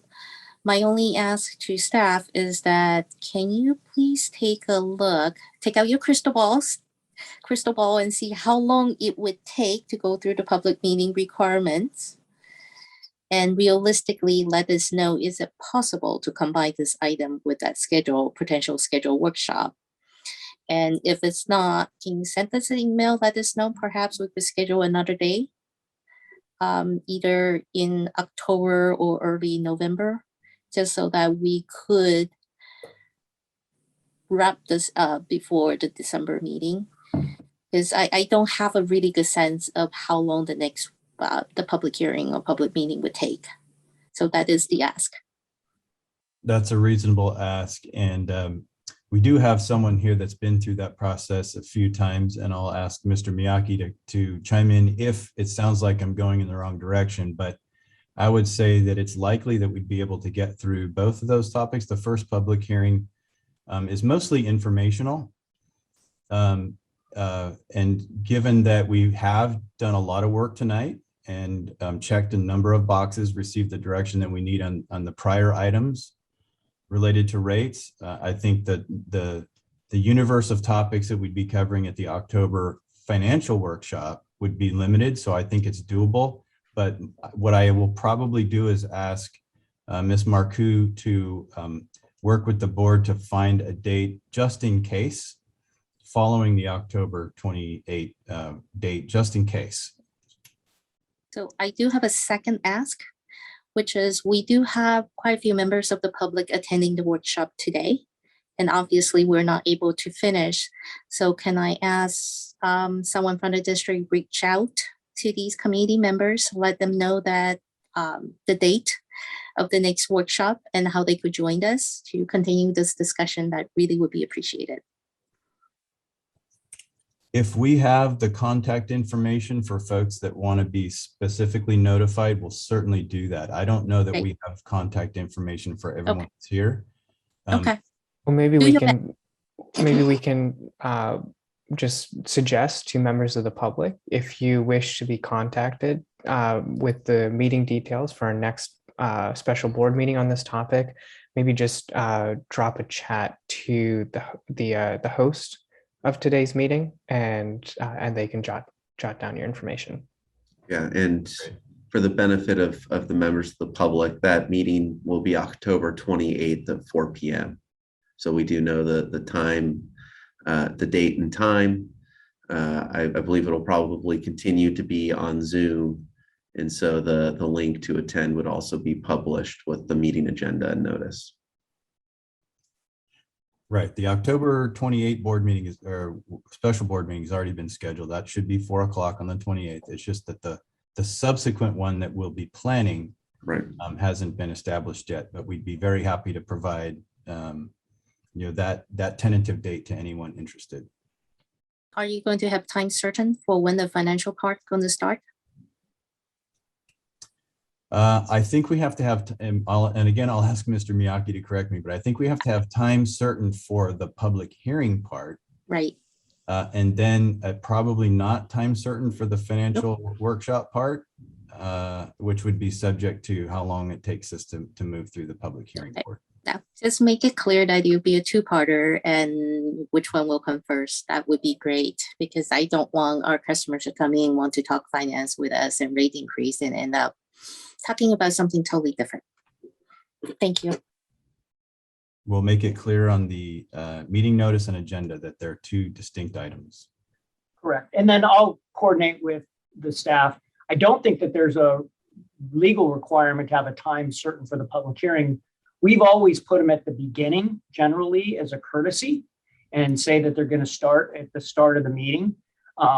But we can coordinate to be sure we're clear. I just want to make sure that I don't think there's a legal requirement. Great. Thank you, Mr. Miyake. Okay, so it looks like we'll be concluding our meeting here, or at least on this item that's agendized. I just want to take a moment to thank all of our members of the public, thank the board, thank the staff for an excellent presentation. We covered quite a bit of ground today, and so appreciate everyone hanging in there for the past 4 hours. With that, Ms. Xu, if you can bring up the agenda again. I think we've completed item 4 on the agenda, and we'll move to item 5, general manager's reports. And I'll look to Mr. Stevenson to see if we have any reports for tonight. I do have a couple of reports. I do see Fred has his hand up. I'm not sure if that's just. Oh, you are correct. His microphone is off. There he is. Sorry, I'll put it down if I can figure out where it is. Okay, no problem. Just wanted to check. Yeah. Just a few general managers reports, and I'll make it quick. The governor did sign AB 361, and that was the bill that was in the legislature having to do with the ability to continue virtual public meetings, including board and committee meetings. And so, given the current state of COVID-19 in our community, and the directives and the guidance of public health officials and agencies, we're planning to continue to provide for public meetings virtually, at least for some time. So the public meetings that will be held under AB 361 will start with the meetings in October, and that will be our committee meetings in the first week of October the second week of October, and then our board meeting on October 14. So that's what we're planning currently. And then staff will bring an item to the board on October 14 at the regular board meeting having to do with making the findings that are necessary under AB 361. So just an update from last month when we were talking about potentially the need to have to resume in-person board meetings. At this point, we're planning on remaining virtual at least through October, and we'll circle back with the board. Also, as been discussed already this evening, we'll have a public hearing related to our zone-based election process. And that will be, our first public hearing will be at the October 14 board meeting. And then our second public hearing will be on October 28, currently scheduled on October 28, which coincides with the next financial workshop. So, so look for those coming up in our agendas coming out. And then finally, President Akbari and our Director of Water Resources, Laura Heides, and I will be participating in a presentation and a discussion and some Q&A with the League of Women Voters of Fremont, Newark, and Union City. And that will be, I believe it's on Zoom, but it's virtual. And that will be on September 28th at 7 p.m. And I will shoot out a flyer that I received recently from the league so that the other directors are aware and can participate. There's a registration process involved if you'd like to participate. But I wanted to make sure everybody was aware of that. And that is the last of my GM reports this evening. Wonderful. Thank you, Mr. Stevenson. With that, at 8:04 p.m., I think we can. President Akbari? Yes, Director Sethi. Are you welcome to take any director comments? I think that's okay, unless Pat tells me otherwise. Yeah, it's not on the agenda, but a quick comment from a director if he has a question or a comment. I think that would be okay. Director Sethi. I just quickly wanted to say that I attended about 5 hours of the State Water Resources Control Board meeting on Tuesday, the same board meeting at which Laura Heides gave her presentation on behalf of ACWD. She gave an excellent presentation, which was sent out to the board. And I thought the last part of her comments were very well structured word-wise to emphasize that we need some leadership from senior levels of the state to have better conservation of water across the state. And I just want to emphasize the dire straits of what they were showcasing in the meeting. San Luis Reservoir is now down to 12%. Lake Mendocino, they put up a graph and showed that it's on a trend line to completely run out of water by January 6, 2022, in about 100 days. Similar situation in other reservoirs. So this is not looking good. And lastly, all of the hydrological reports that they were showcasing for next year are indicating a third-year drought. So I think we need to be prepared for the worst case situation right now. And my compliments to Ms. Heides again. Good job. All right. Director Akbari, I have a couple of quick comments.